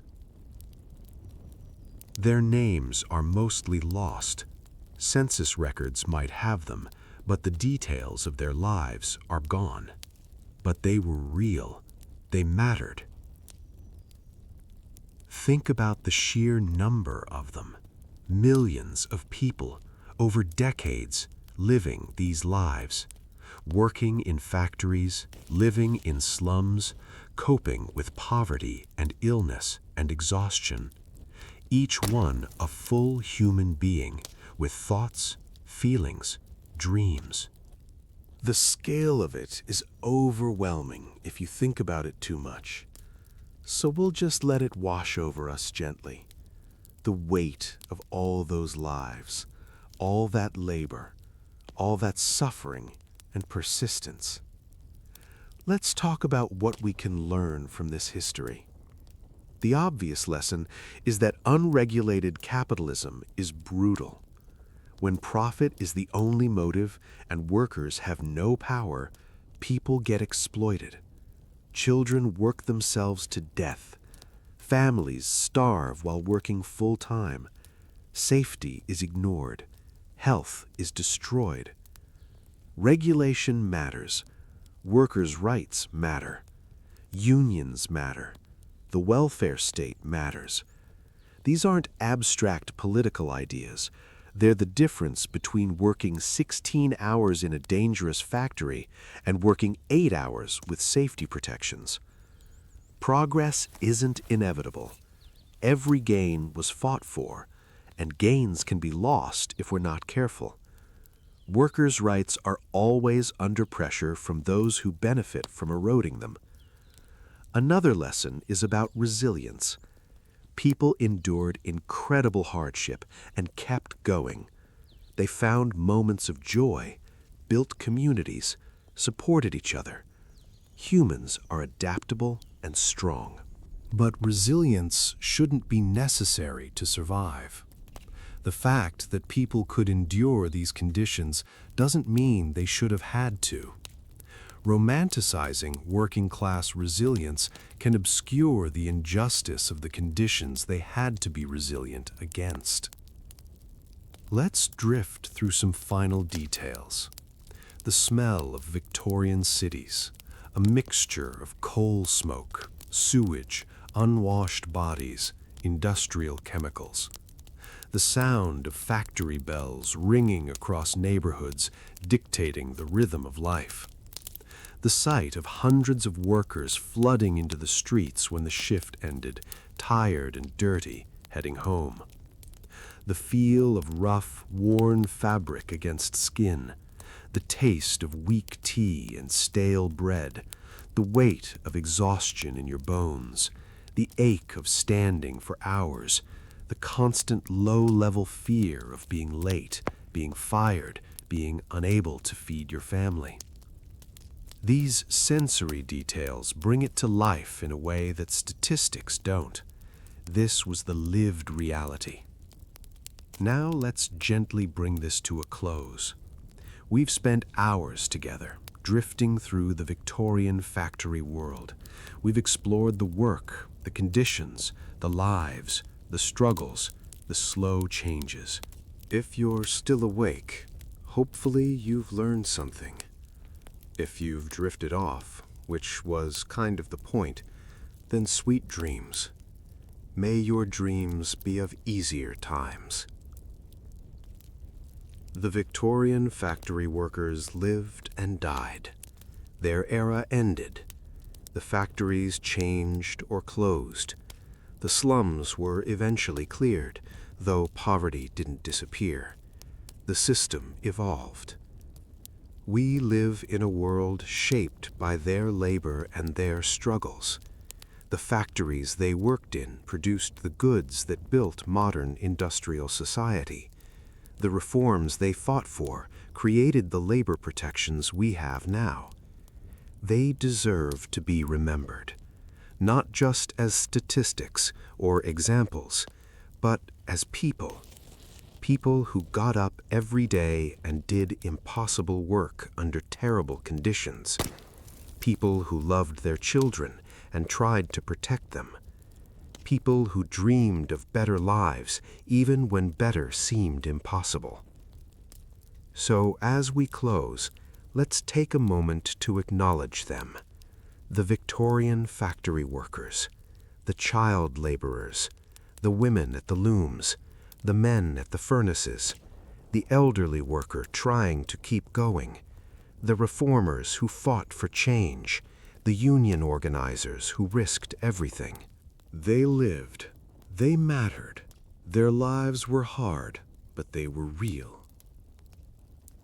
And now, as the factory bells fade into silence, as the machines stop their endless clattering, as the smoke clears and the streets empty, we'll let this story rest. Thank you for drifting through this history with me. I hope you found it interesting, or at least sleep-inducing. Either outcome is fine. The Victorian era was a time of progress and horror, innovation and exploitation. It built the modern world on the backs of millions of workers who suffered for it. We remember them. We honor their struggles. We benefit from the world they built and the rights they fought for. And with that, we'll gently close this very long journey through Victorian factory life. Rest now. Let the weight of history settle softly. Let the stories fade into dreams. The machines are silent. The factories are dark. The workers have gone home. Sleep well, and when you wake, maybe appreciate the weekend, the 8-hour day, the fact that children are in schools instead of factories. These things weren't given, they were won. Good night, or good morning, whenever you're hearing this. The Victorian factory workers lived this life, so we don't have to. Remember them and rest.